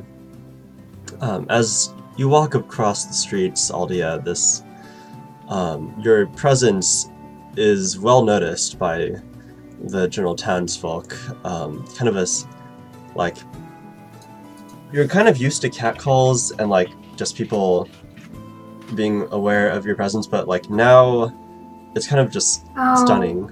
And, like, I got the crown on.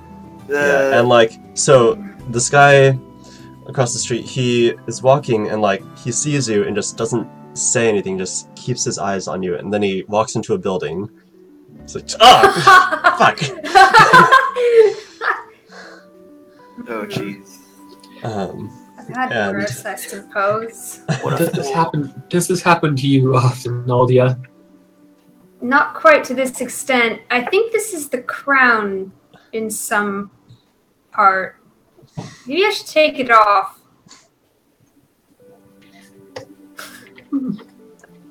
If you I don't take it off. I just muse.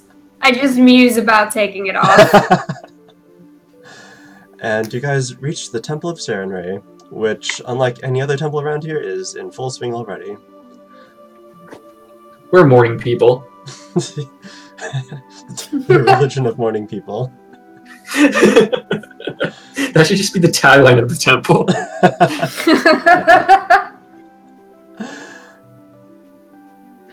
And you're greeted by the First Light, and she says, "Ah, Fahar, I am glad to see you walking up and about." Yes, my strength has been returned to me, but you see, she was Galahad like hit up the temple when I was real messed up, right? Like Yeah. she's up to date. Okay. Let's see. But still, this dark magic has its hold on me. I'm afraid that my spell casting in connection to the divine is being stifled. I am here to try to remove the curse from myself, but you would have my utmost gratitude if you or any of the other clergy would be able to help me.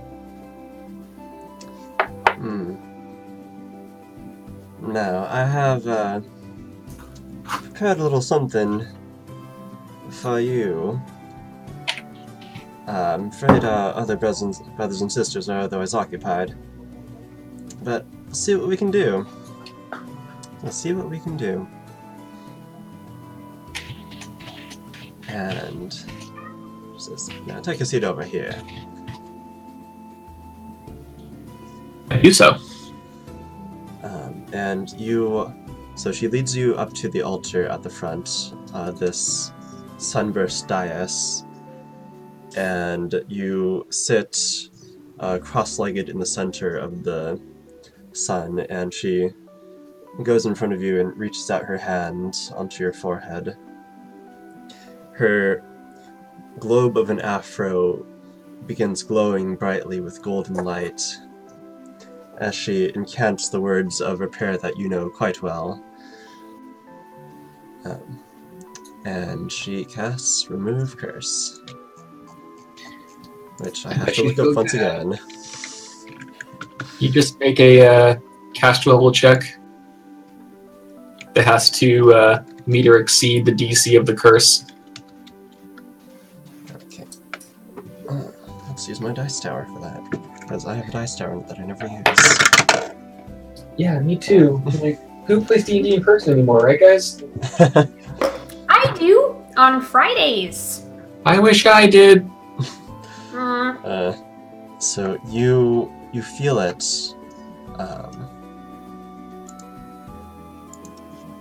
DC. No. You feel this holy light go into you, and there is sort of a battle within your body of this dark and light energy. But the dark energy you feel is deeply entrenched, and the light, this warmth, falls off like water, and it was not successful.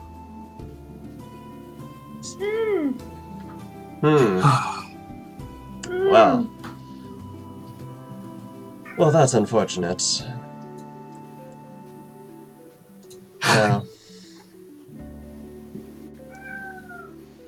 Now I can try one more time, but then I'm afraid I have little else I can help you for today. Thank you again for trying to help me. This is quite vile magic. Indeed, this is a level of sophistication that well, we don't see this often, do we?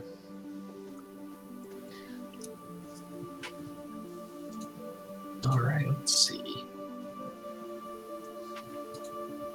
And so this time she sits down in front of you and takes your head between her hands and say, "Alright, let's go. You and me." As she sort of challenges this curse.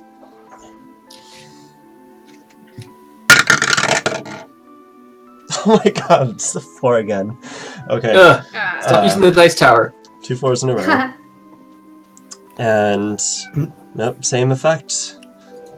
The curse rebuffs her.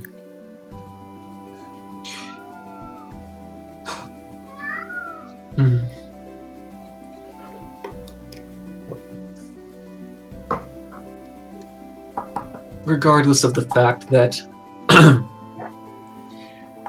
I'm afflicted by this magic, I'm still going to go through with my morning prayers, and perhaps I might be able to find the strength in myself to lift the curse from me. And save me a few bucks. That'd be cool. Well, take any seat in the house. And I guess, alright, what does all of you do while I pray for an hour? I sit and meditate. Definitely not sleeping. Definitely trying to be respectful. I'm kind of watching what everyone else is doing and making sure I'm not being a total asshole. To be fair, the Church of Sarenrae is not like a Catholic church. Okay. Even at this early hour in the day, there's probably like a little bit of song and stuff like that going on. Sarenrae, Sarenrae prayer often takes the form of almost like celebration. So it's not like awkwardly silent all around you. Cool.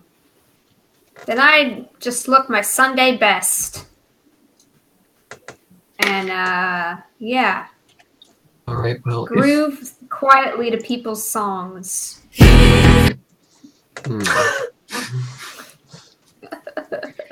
that Sarenrae rock going. Yeah. Now, Yeah. Unless Oliver decrees that something happens in this hour, can I go ahead and try to remove curse myself with my 1 third level spell slot for the day? You may try. I forgot to add because that'll only be 15 anyway. A 15. Yeah, Xena's curse is a bit stronger than that. Alright, friends, we're chilling for a day. We probably were anyway. Our God is an awesome God.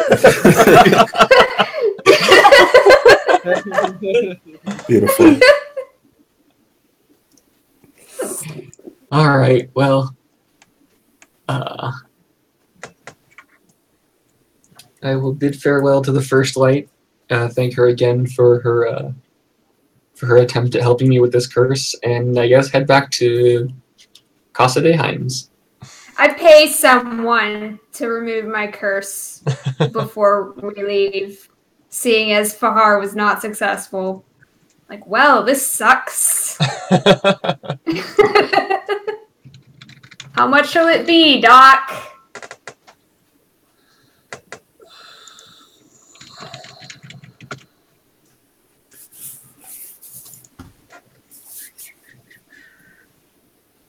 It is...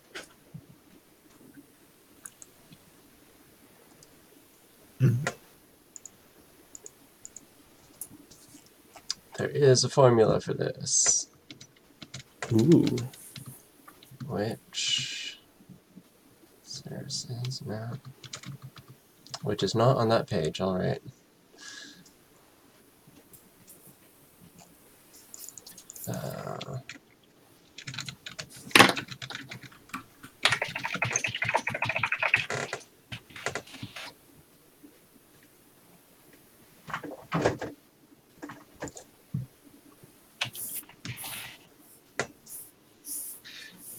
Caster level times spell level times 10. Okay, so it's like 3 times the caster level. And you need to be what level to cast for a cleric? That's at least level 6, right? It's a 3rd level spell, so I think 5. 5 or 6, okay. So, one of the priests walks in and you inquire about this, and it will take a donation of 18 gold for him to attempt. Oh, thank God. I thought it was going to be something morbid. I pay you, and no more of that. All I right. do need a calculator though because I can't do simple math. 18. Aha! Still plenty of cash.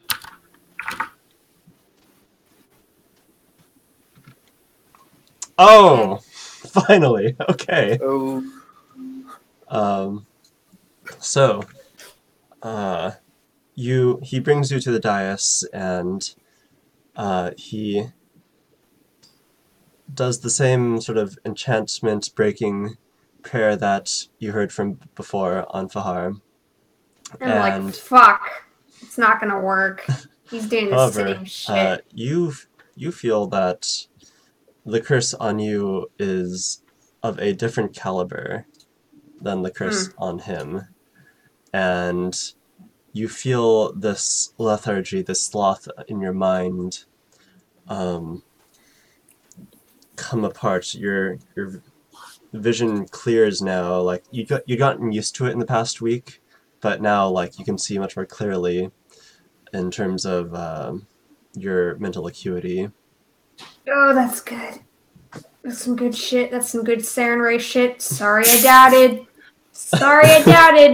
Yeah. Alright. Nice. Aldia will remember this. Donation happily submitted. And I leave. with Fahar.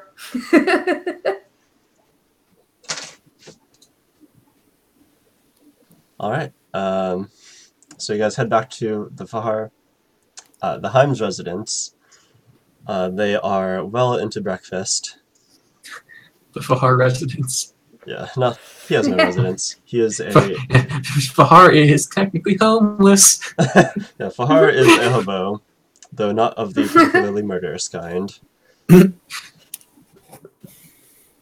Alright, so, you guys are getting ready for the day. Where do you guys head off to? I guess I should tell the folks I'm gonna be out of town again. Though this time I don't have to be super secret and weird about it. So that's good. True.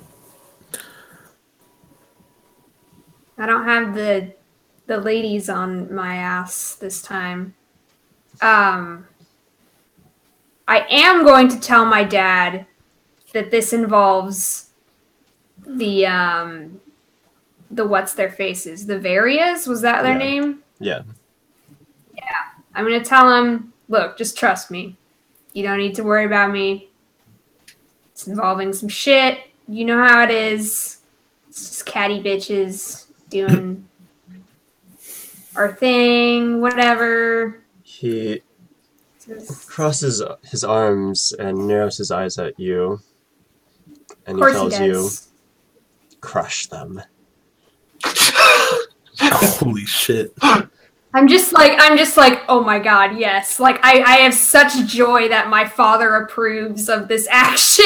I'm just like, oh my god, you got it, Pops. And I hustle out.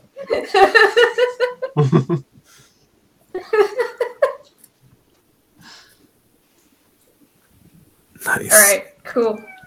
So I'm squared away with my shit. I got a horse and whatever for when we're ready to go. Alright, so you got your business done? Yep. Yeah, I don't think I have any shopping for the day, so I'm just going to kind of be idle for the day until we move on to the next one. Okay, yeah. I'm just gonna say we can skip over the buying of rations, just take out however much money that is. I think it's like a silver per day of rations, or what was that, Tyler? 2 silver? I'm pretty sure it's like a silver or something. It's an amount of money that isn't insanely relevant to us at this point in the game. Yeah, so you've got rations for like a month, I'm assuming. Let's see. Also, I can provide food for us with magic. Oh, but it's not crazy That's a good bread. option. It's not crazy bread. It's that crazy bread shit. Yeah, there's literally the whole like Jesus feeding a crowd with one bread spell on the cleric spell list. And honestly, if a first level cleric spell can make you into a prophet, like, come on. God, they're making anyone a prophet these days. Prophets are everywhere these days. Are you claiming that this was only level 1, Tyler? In a no magic world, that's insane. Yeah, that's true. True. But he had fucking resurrection, so come on. He had at least some alchemy. He could turn water into wine. That's also a first level cleric spell. Oh shit.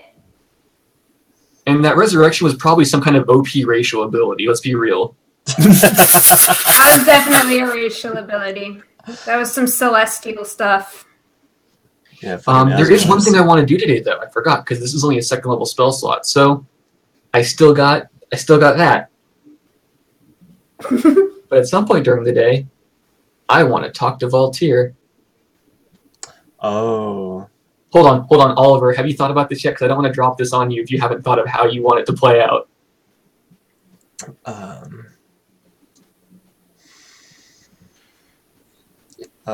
Let me look up something again to double check. But what is everyone else doing?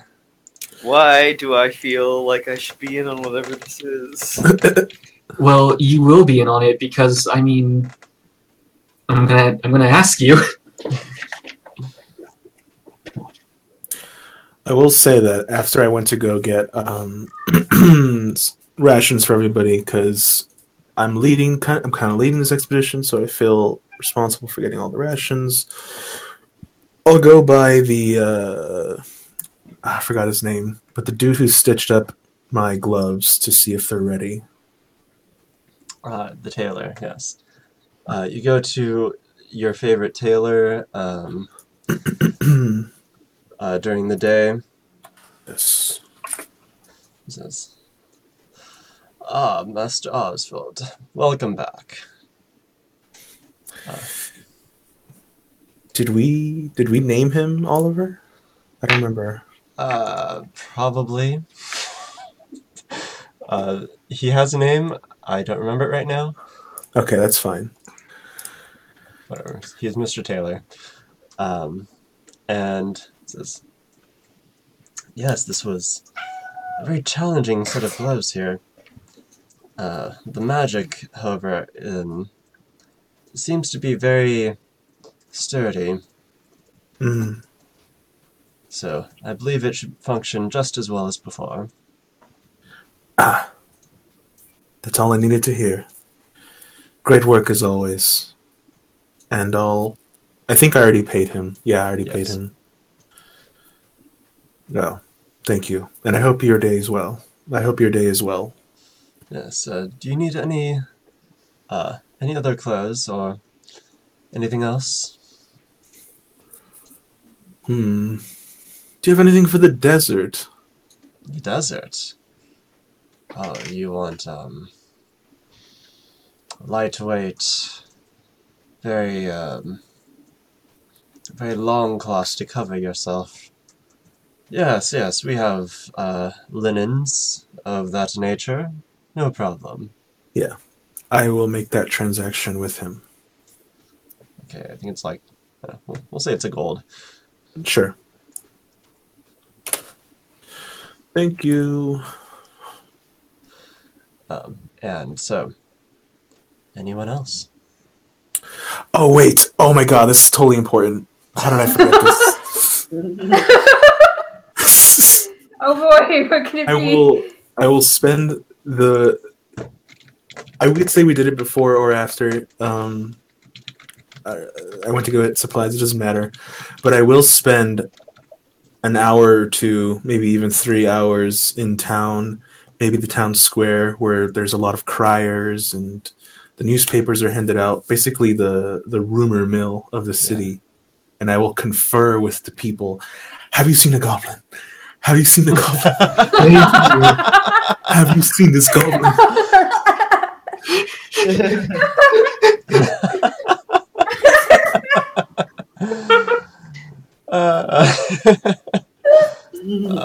So give me a knowledge local check. You got it. Let's see. What's my bonus on that? 13. Hell yeah. That's a pretty good knowledge local. I know So these after hours of doing what you do best, investigating, Mm-hmm. you eventually talk to a guard who has heard of such a thing, and you follow that trail of information and learn that the goblin has been he was going to be killed on sight, but he has instead been booted out of the city due to just being a good talker. Right. They didn't kill him immediately as would usual, as they thought it was funny that a talking goblin was going around. Thank goodness he's not dead. Fahar would be a little, well, slightly disappointed. I think that's a good word for it. Then yeah, I'll follow the trail of information outside to the city and look for him there. Towards the outskirts, maybe where the beggars are, where the outcasts, all that stuff. Yeah, you go upon you walk upon like the tall walls that surround the city exterior, sort of looking out for this goblin. Give me a perception check. Let's see. Okay. Oh! Dang. Oh, shit. Okay, yeah. You see a little goblin sort of crying at the side of the road, gnawing at his foot. Oh, jeez. Cubs, don't move at all. I'm coming out. As I'll eventually make my way down the wall to the nearest exit entrance, and I guess I'll essentially just fill him in on what's going on, and we'll need him for the trip, and that I probably can't let him back in the city without Fahar's actual paperwork. So I just tell him to stay here. Don't move a foot at all. Okay, best you can tell, he didn't hear a word you said, and he's been trying to climb on you. No. No. Obey me. This'll work.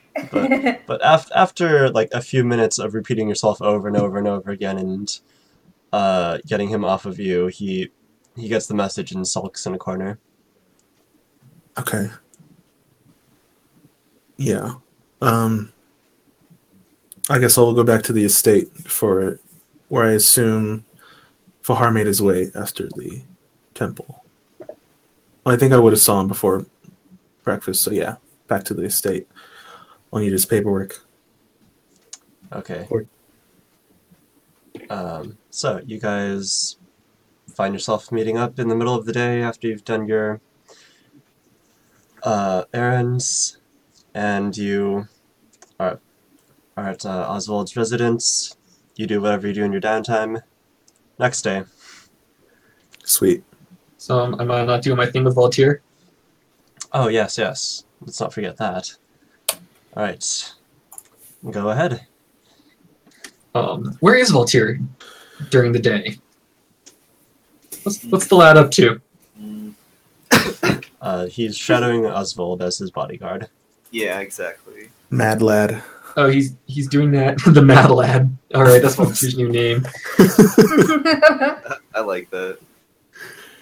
Oh, so he's bodyguarding you even in the city. I thought he meant just like when y'all went on adventures. Nah. Oh, okay. Let's say Need a bodyguard. sometime in the afternoon. I will pull Voltaire aside. We'll probably be somewhere. Maybe not in Oswald's alchemy lab. Probably just the room. I'll ask him to come with me to the room. What room? The room that, I don't know, either your room or my room. One of the rooms that we're staying in.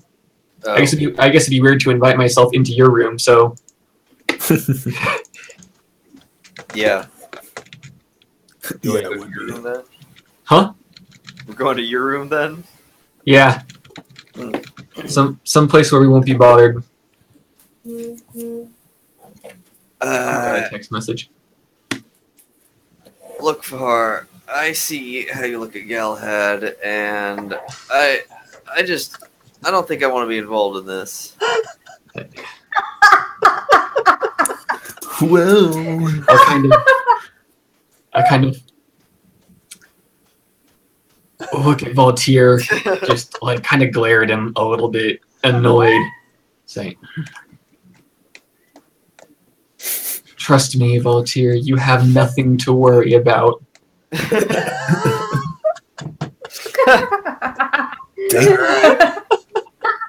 Whatever you say, Fahar. Oh no. Well, Since Aldia wasn't here, so you're gonna have to say that there's gonna be another awkward moment where oh, this is gonna be good. This is gonna be a good brick joke. yeah. I'll look at Voltaire and I'll tell him. So your blood has proven quite perplexing. I can't tell you how many hours of study it may take before I can tell you anything about its nature. But something you told me a few days ago, it has weighed heavily on my mind. You told me that you heard the name Rovagug. Mm-hmm.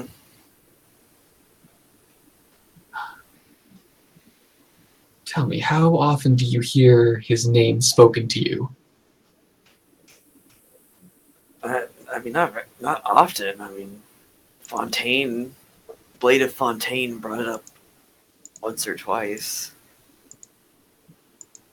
Yes, right. The sword. Tell me, do you think that the blade and your affliction are in any way related?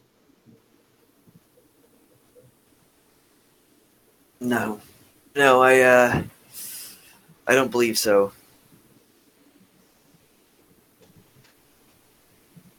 Are you aware of... I had symptoms before I wielded the blade. I see. Another very important question, but at any time that you've held that blade or wielded it in battle, were there ever any moments you think that you were not in control of your own actions, or that your will was not your own?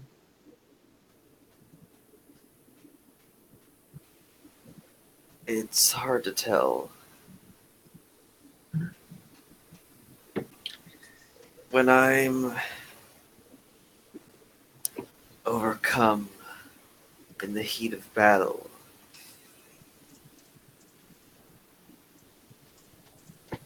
I take on a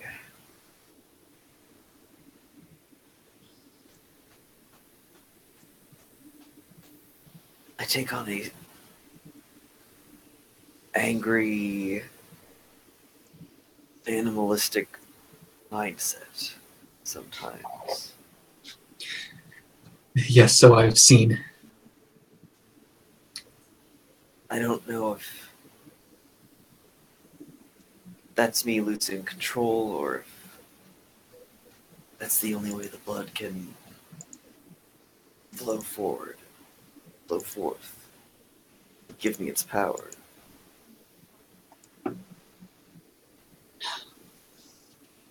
Okay. Well, Voltaire, quite frankly, I am concerned that somehow, be it by your afflicted blood or your connection with your sword, that the rough beast may be influencing you in some way, or maybe steering you to his will. What proof do you have of that? I follow a strict path. No one steers me away from it.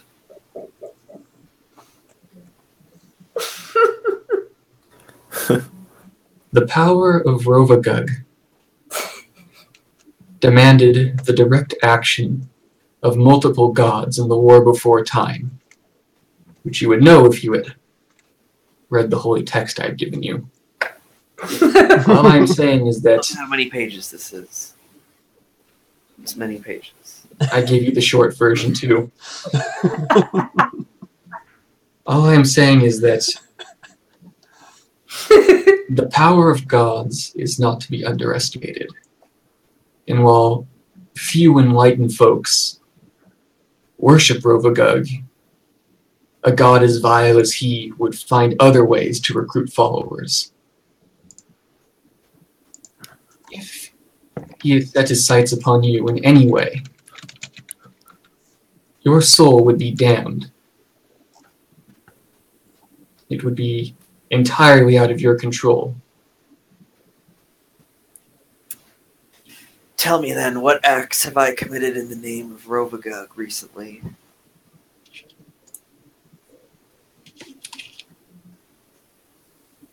I worry not what acts you have taken, but acts that you may be compelled to take in your future. I'd like to offer you a glimpse at your soul's final destination.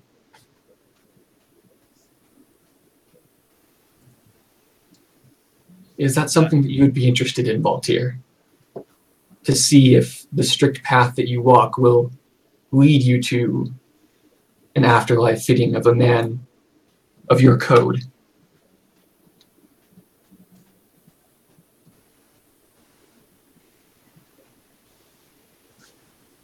You're able to show me the future?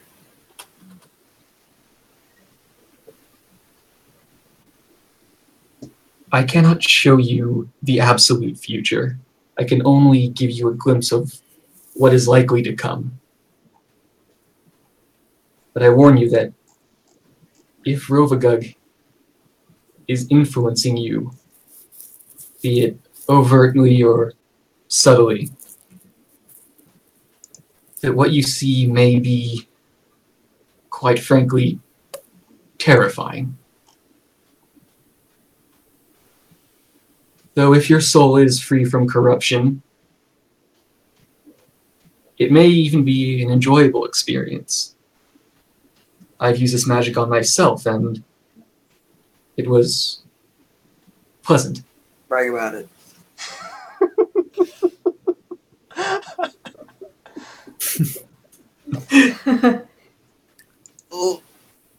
Look,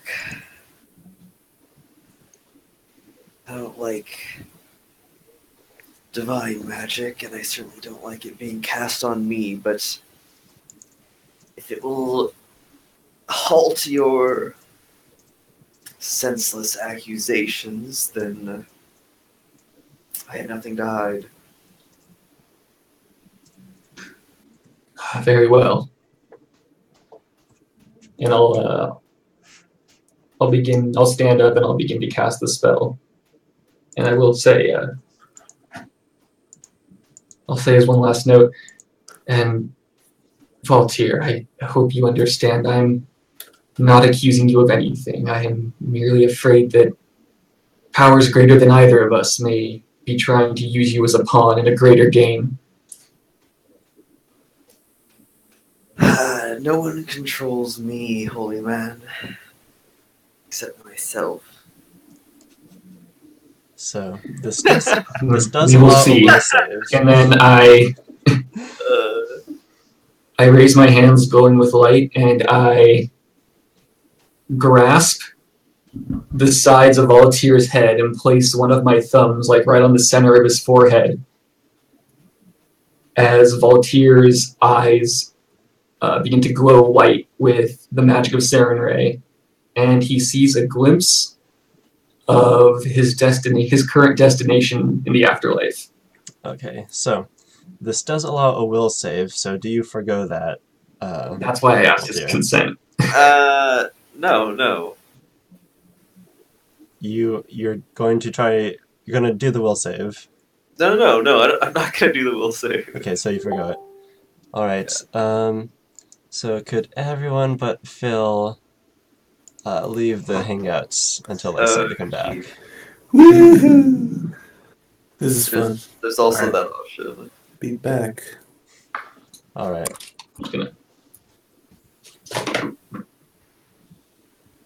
Okay. So, Phil, or rather Valtyr, as he places his thumb upon your forehead, your vision goes white and blank. And you see, in just a moment, you see your soul hurling down an infinite corridor of stairs, down and down forever and ever, until you see the vision of a female being, a being of power beyond imagination, and a split second after that, you see your soul. It is cast down further into this sea of plains, and then it stops. It stops at a city that never ends on all sides, going infinitely in every direction. But it's not a chaotic city. It is vast and perfect. In this city, you see there's no shortage of good or labor. There's no social disorder whatsoever. Its inhabitants work with like a hive mind mentality for the greater glory of perpetual order. It is a place of eternal and pure law, an orchestrated harmony, and a perfection of society. You said that they have a hive mind? It's not a hive mind, but they work with such an order that it might appear so. Okay, alright. I like this. Nice. Cool. And so imagine like Ravnica, except perfectly clean and ordered. Hell yeah. And you see Fahar again. What? And you're back. That was fast.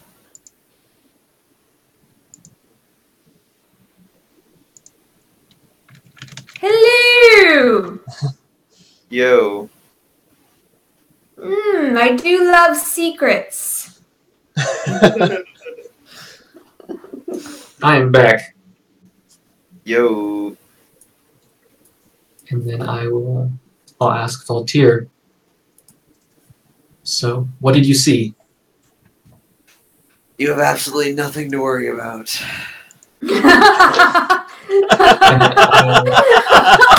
I somehow don't believe you. Now, I know that this spell creates an emotional effect based on what they see. Oh. it's either it makes them fascinated, confused, or shaken. So yeah, Voltaire. Just from the effects, you are confused, like incredibly disoriented for. Oh. It's for the duration of the spell. Yeah. So once it wears off, he's good. But if I saw him kind of like, yeah, would I be able to sort of get a read on what sort of things he was seeing? So based on his emotional state? From your perspective, holding him between your hands for this 12 seconds, like light emanates out of his eyes, like you hear him kind of talking but not saying words, like trying to narrate a book, but you're only seeing like a letter per page as someone flips through it. You cannot get a read on what he saw.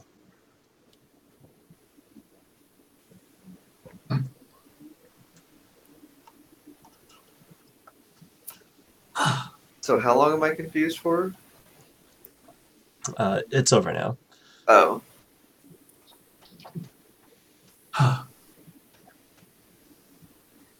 Good. Good. I'm glad to hear that, Voltaire. No, it was, wherever I was, it seemed perfect in every way. He went to Valhalla, didn't he? Right down the warrior's path. See, it's quite a reassuring thing, isn't it?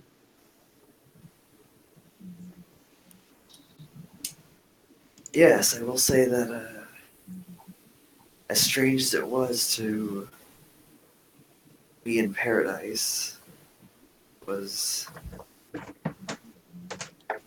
quite enjoyable.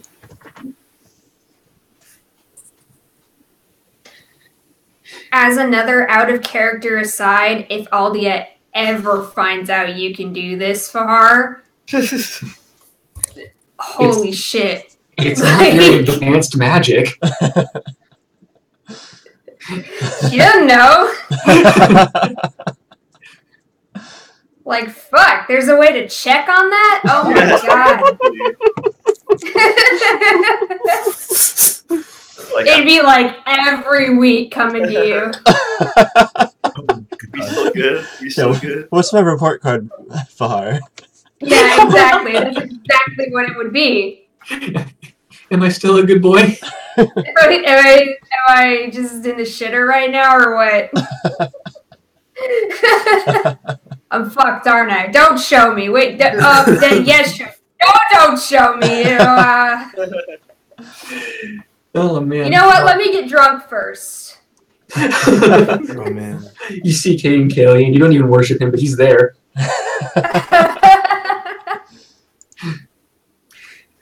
So, thank you for putting my mind at ease, Voltaire.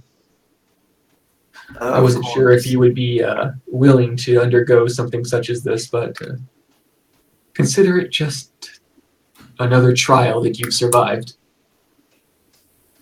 Feel good?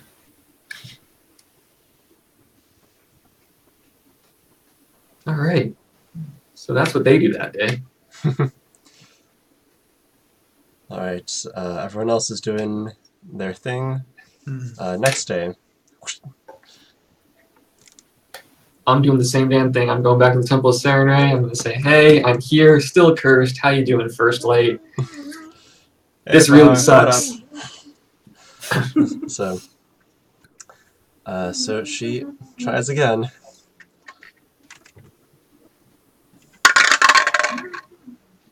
Oh, much better this time. Okay, that's an 18. Wonderful.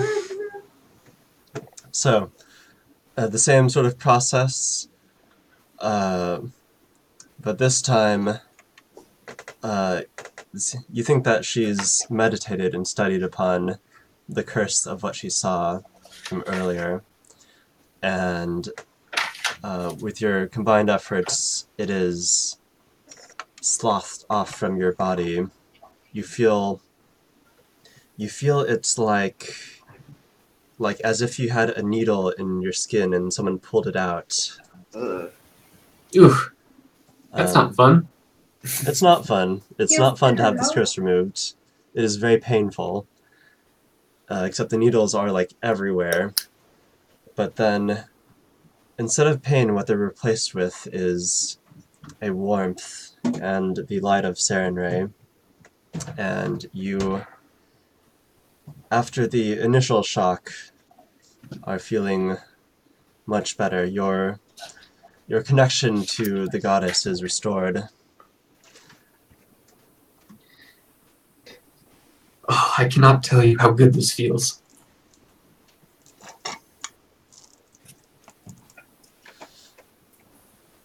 Whew. Now, I'm mightily glad that one worked now.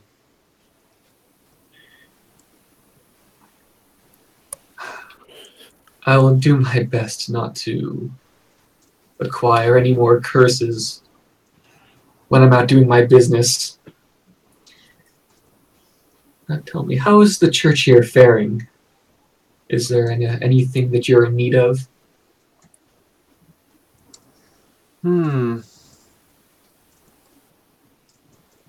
Well, we're going along as usual.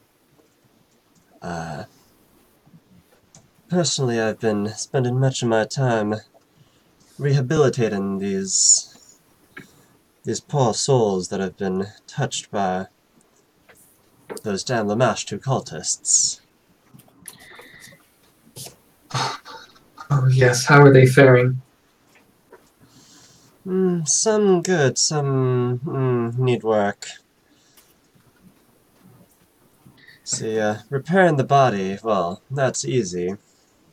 Repairing the mind, though, that's a process.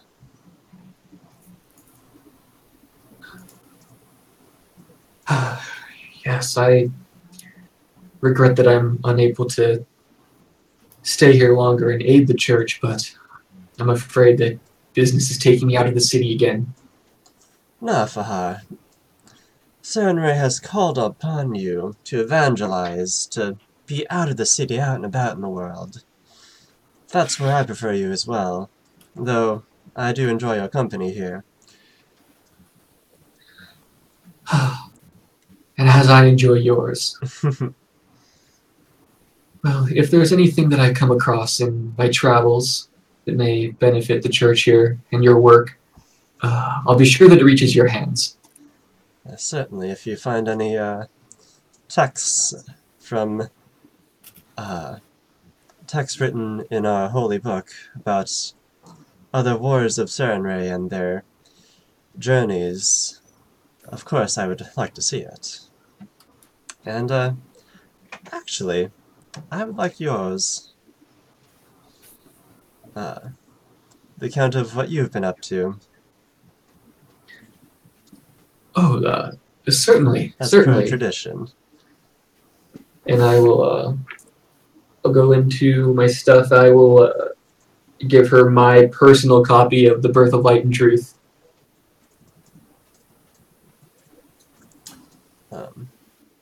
And so she gives it to one of the acolytes, who begins to quickly copy down the account of your journey thus far since the last time in their own histories. And then eventually they give it back to you.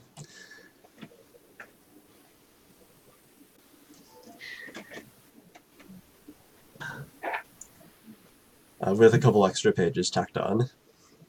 Okay. And I'll smile and I'll say, yes. As I add to the Holy Book, I will be sure to share with you. I have a feeling that I'll have much to write about after this next trip. Well, I hope not too much. Right, right. Well, Now you go off, Faha. yes, I must be going. May the light ever shine upon you. And may the goddess walk with you.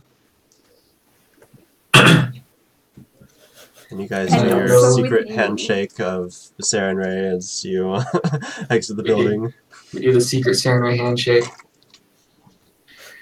Yeah, so since I guess we're kind of waiting on me to be able to go on our little adventure, I'll head back to the Heimdallers and say, "Ya boys, curse free!" Yeah, boy! That's great news. Nice. So are the Cha-ching. preparations complete? Should we be on our way today? Yes, yes, I think that would be best. I have the rations and enough water. We all have travel gear. I believe this should go quite smooth. Alright. Now, any last things you guys want to do before you leave the city?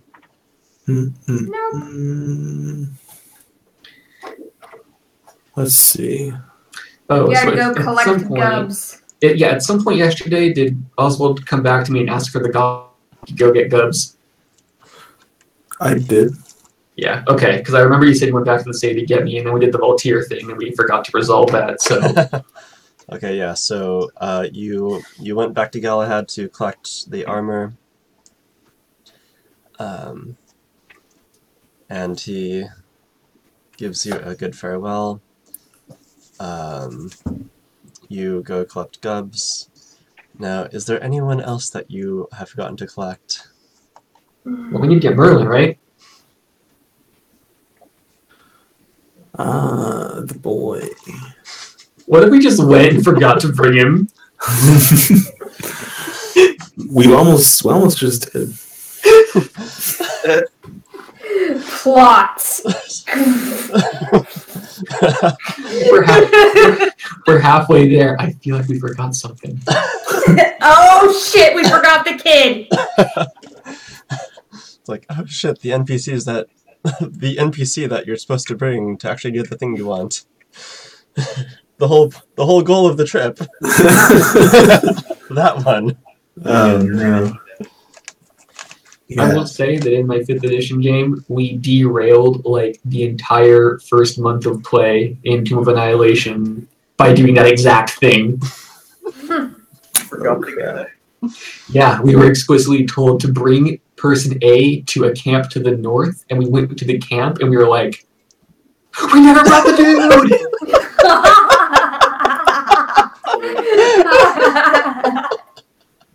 Oh my god. Easy. We're just trekking there, no problem. Yeah, so... What kind of DM doesn't say something? I mean, an honest DM, I guess. Okay, well, I say this because only Oswald and Voltaire would know to bring Merlin. That's true. Like, no, you other guys have not ever met him.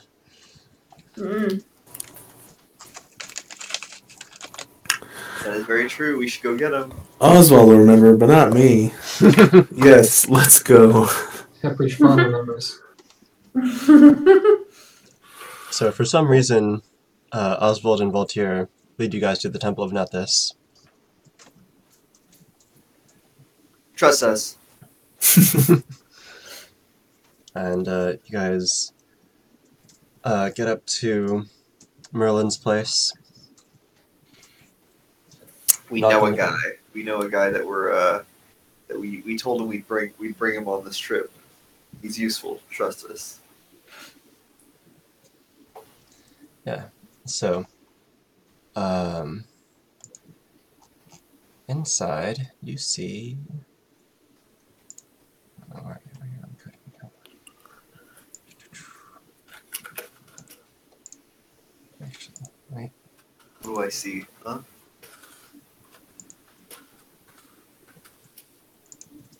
I can just give you a picture. And boom, easy peasy. eventually. If I can find it, I can give you a picture. There you go.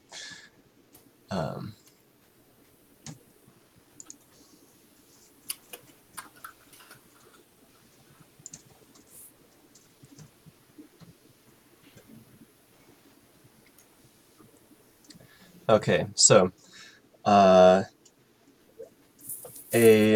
boy, a human boy, as far as you can tell, around 17-ish.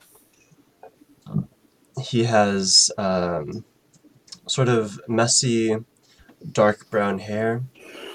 He's pretty thin, and he has the robes of a someone who lives at the Temple of Nethys. It's like very baggy, but per Coden Cal style, there is like various ornamentations of like trim along the cuffs and and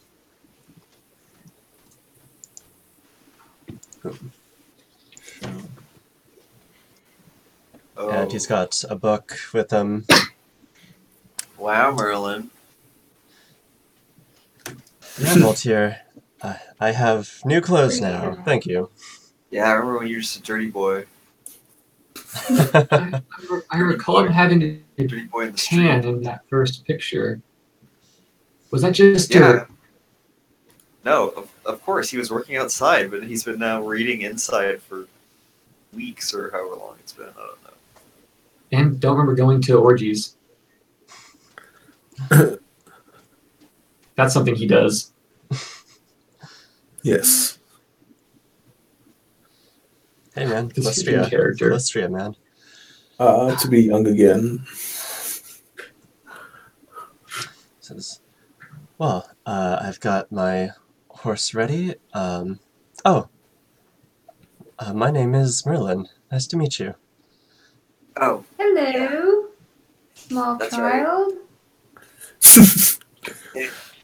he's a teenager. I don't fucking know. I'm an elf. How old is this? Oh no. Could be 63 for all I know, and still be a young child. I'm Fahar. It's a pleasure. Oh, nice. Nice to meet you. Well, I'm not 63 quite yet. How old are you, for reference? I know it's impolite to ask one's age, but for scholarly purposes. Oh, I am 17. My cat is 17. There has no point of reference for this number and is like, cool. You can do a sense motive there. Sure? Oh, it's lying, huh? Give me a sec. Where's my sense motive? Oh, it's good. Are you guys ready for this? Holy heck. Wow. Hey, It's pretty good. I sensed that motive. He is not 17. He is lying. Now I am even more confused, and I do not push the issue. holy shit. Aldia's just like, what the fuck is going on? Do I get the sense if he's aging himself up or down? Like, do I understand the intent behind this lie? You think that someone would lie about this to hide something, like hide a much greater secret. Okay, so he's not just like a little kid trying to seem older. He's actually got some... Alright, Aldia will remember this.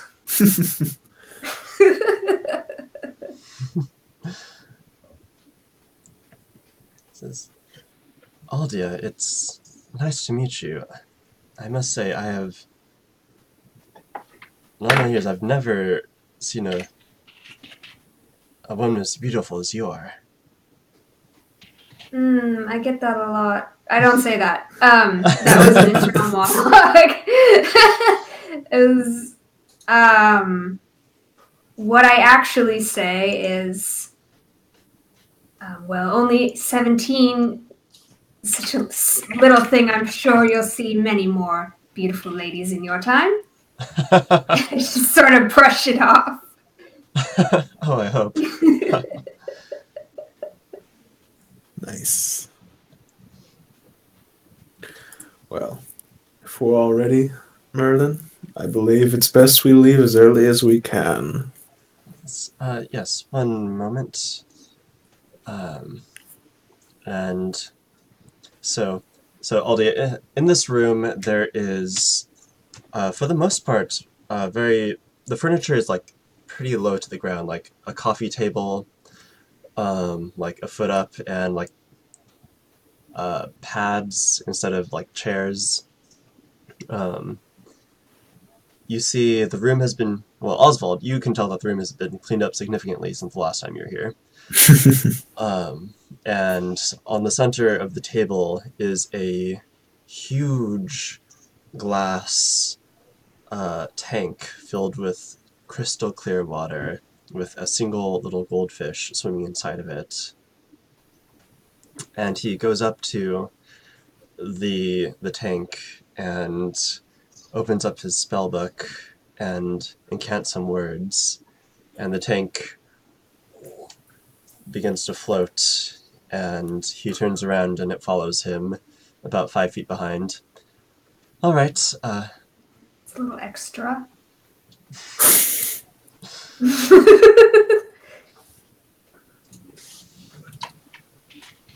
I didn't say anything. I was just muttering to myself. Yeah. And so you see, like, it seems to be floating on top of a near invisible disc. And then you see him, like, put a huge pack on it as well, and like a stack of books and stuff inside of another bag. He seems to be perhaps about as well prepared as you all for a long trip with entertainment and such. Good. So. Good. You're bringing the fish. Well, yes. Well, rather, I'm bringing the water.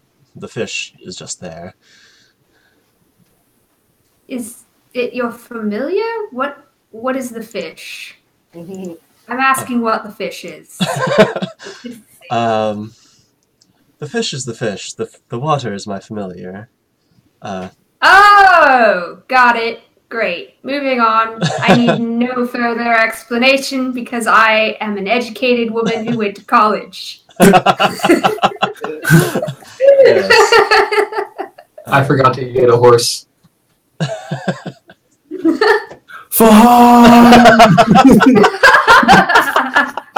Wait, what about the horse last time? I gave it back to Galahad. Oh. No, he let you have it on the way out. Part of his farewell. Okay, that's good because I was too cursed to remember horse.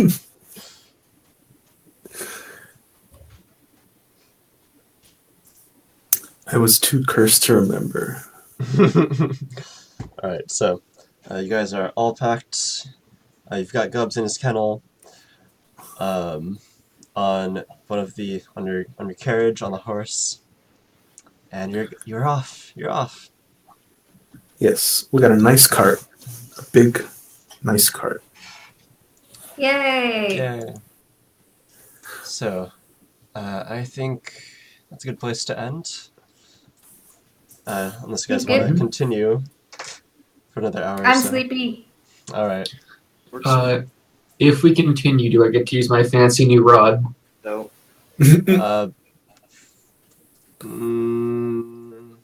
Potentially? Can I shoot it at Gubbs?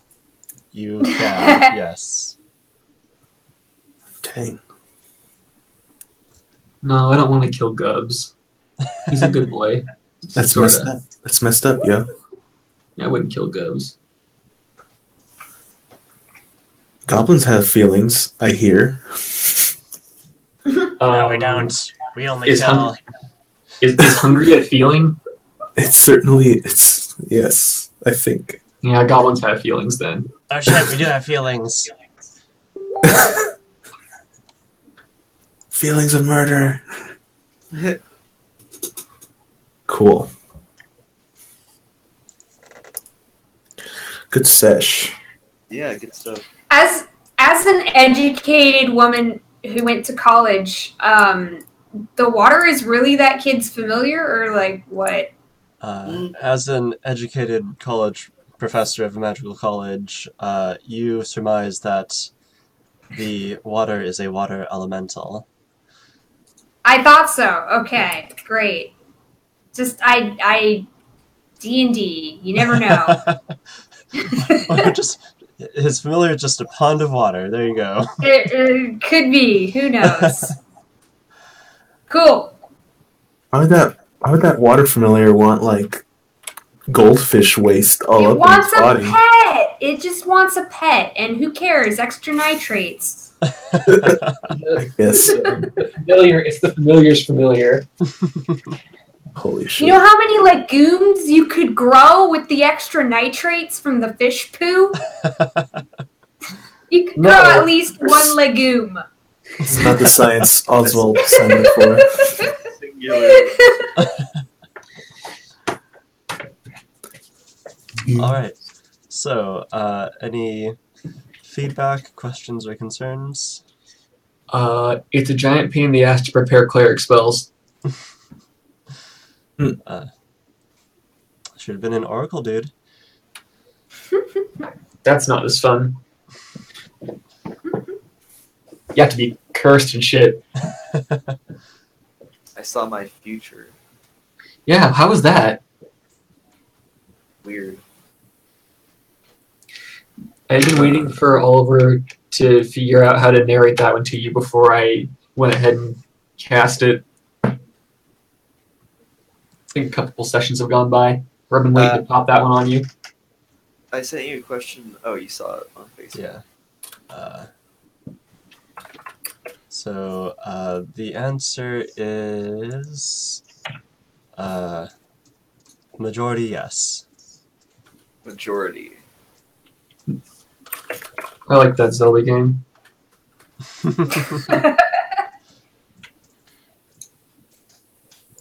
All right, I'll take that. No. I did it again. Oh no! How does this keep happening?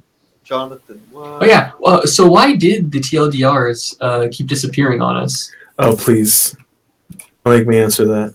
I'm so curious, because it's weird that they get posted and then they disappear immediately. It's a rather dumb and embarrassing answer. I literally do something dumb or embarrassing like every half hour. Okay, I see that. I was posting them as my statuses. Oh. That's not it. I mean, Huh. As instead of going to the Ragnoth page and then posting them there. That makes a lot more sense because of Facebook's stupid algorithm where it doesn't show you things like chronologically anymore. I mean, it hasn't been that in a long time, but Yeah, I miss those days. well, it makes a lot of sense now because your account has like 3 friends, so it wouldn't actually show it to anyone because you don't have a lot of activity. Hell yeah. Or no, you get 100% engagement. Everyone sees it. They have to. That's all you have. Exactly.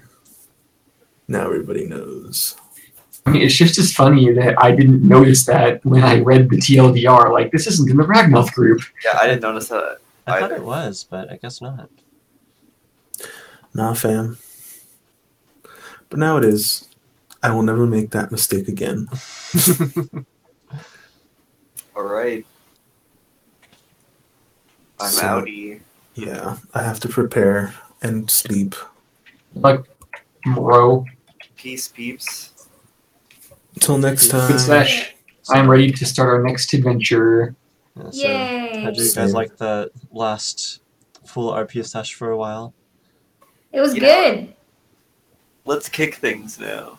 Yeah, time for action. Yeah, I did get a very expensive, very fancy magic item. Brag about it. You got something too, probably. I got a thing that makes people go catatonic when they look at me. That's Yeah. pretty rad. What's your charisma? Is it like 18 or It's 20? now 22. Holy shit! That's crazy. Holy shit! Insane. Dude. My third level spell DCs are now 20. Oh my god. So, woe betide anything Hold all the people. that I wish to hold. I will hold all the people. Alright, I'll see you guys next week. Yeah, Alright, cool. I really need to upgrade my headband of wisdom, do it. considering my race lowers my casting stat. Oh, I know. It sucks, doesn't it? It really does. It sucks a lot. Yeah, it sucks when your race lowers your casting stat. Do you know that, Phil? Woohoo. Wow. Yeah, you know, you just want to be a really flavorful character, and you choose suboptimal choices sometimes. Guess what? Being suboptimal is part of the game, my dude. Okay, no, to be fair, being an Ifrit does increase the capital level of my fireball by an extra 1. Nice. No, did I go too far in maxing a single spell? Maybe. It's a very big fireball. I mean, no, I don't think so. They're like fucking magic missile builds. Toppling spell and magic missile, I know it's bullshit.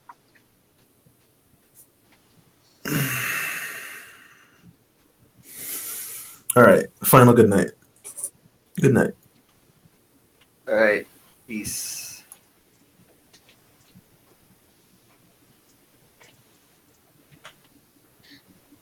Tyler's already in Overwatch.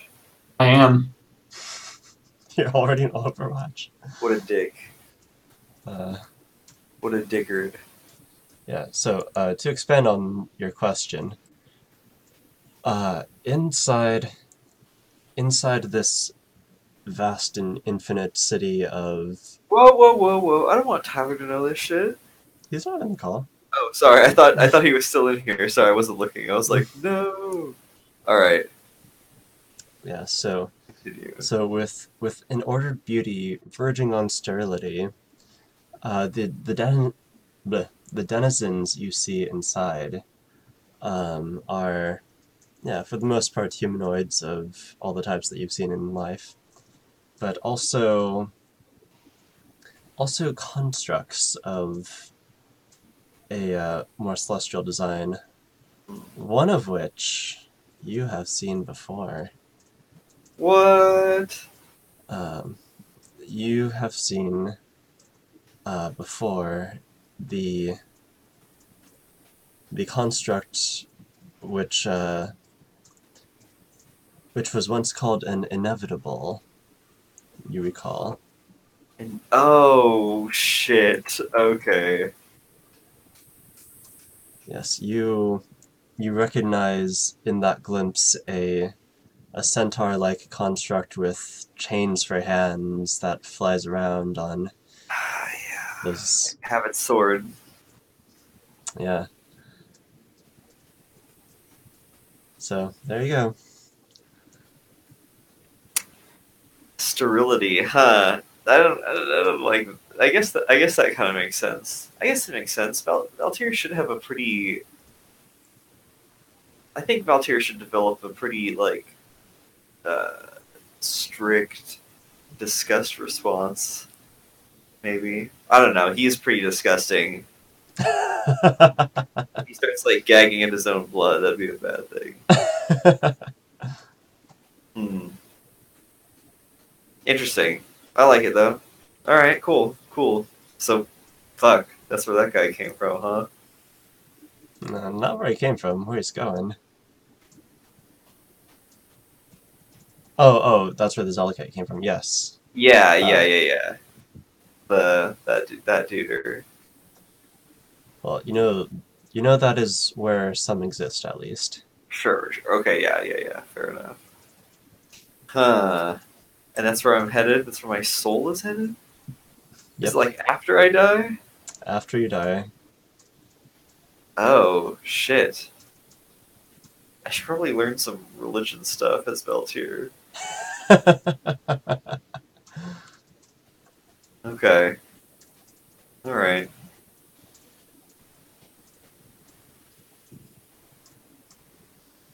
Interesting. Well, cool. All right. By the way, nice hair. Thanks. Looking good. Looking anime as fuck. Yeah, it's time to be a gothic metal singer. I can see it. I'm in a satanic metal band and I work for Google. That's a pretty good combo right there. Yeah, I was hoping to get you guys in the first battle tonight, but it's good. Yeah, it's all good. See, there will be plenty of opportunities to die in the future.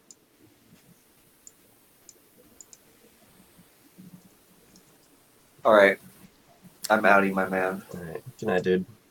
Have a good one. Peace. Peace.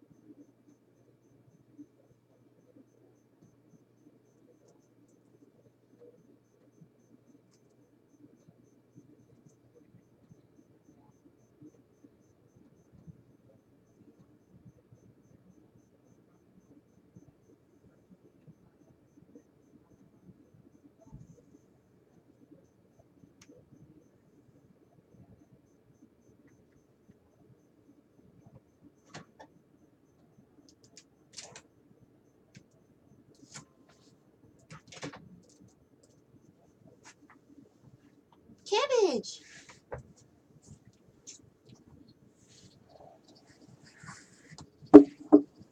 Who's that, Cabbage? Old guy. Is that old guy who sends you nudes? No. I thought he sent you nudes. I thought you told me he sent you like a picture of his dick once. What? The old gay dude. Did he send me a picture of his dick? Yeah, you told me that like he sent you nudes once. The old animator dude? Yeah, he's Maybe. yeah, you told me that like he sent like a naked photo of himself. Like old man dick. Am I wrong? You might be right. I don't. You told me once. Why would I make that up? It's a weird thing to make up.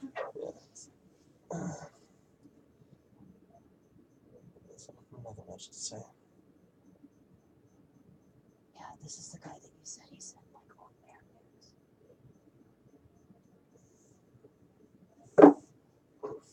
nudes. Maybe you don't remember telling me because you were like asleep. Clearly, his nudes didn't have a fucking memory.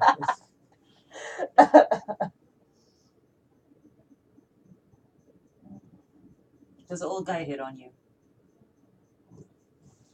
Oh, not too old. He wants to be your daddy.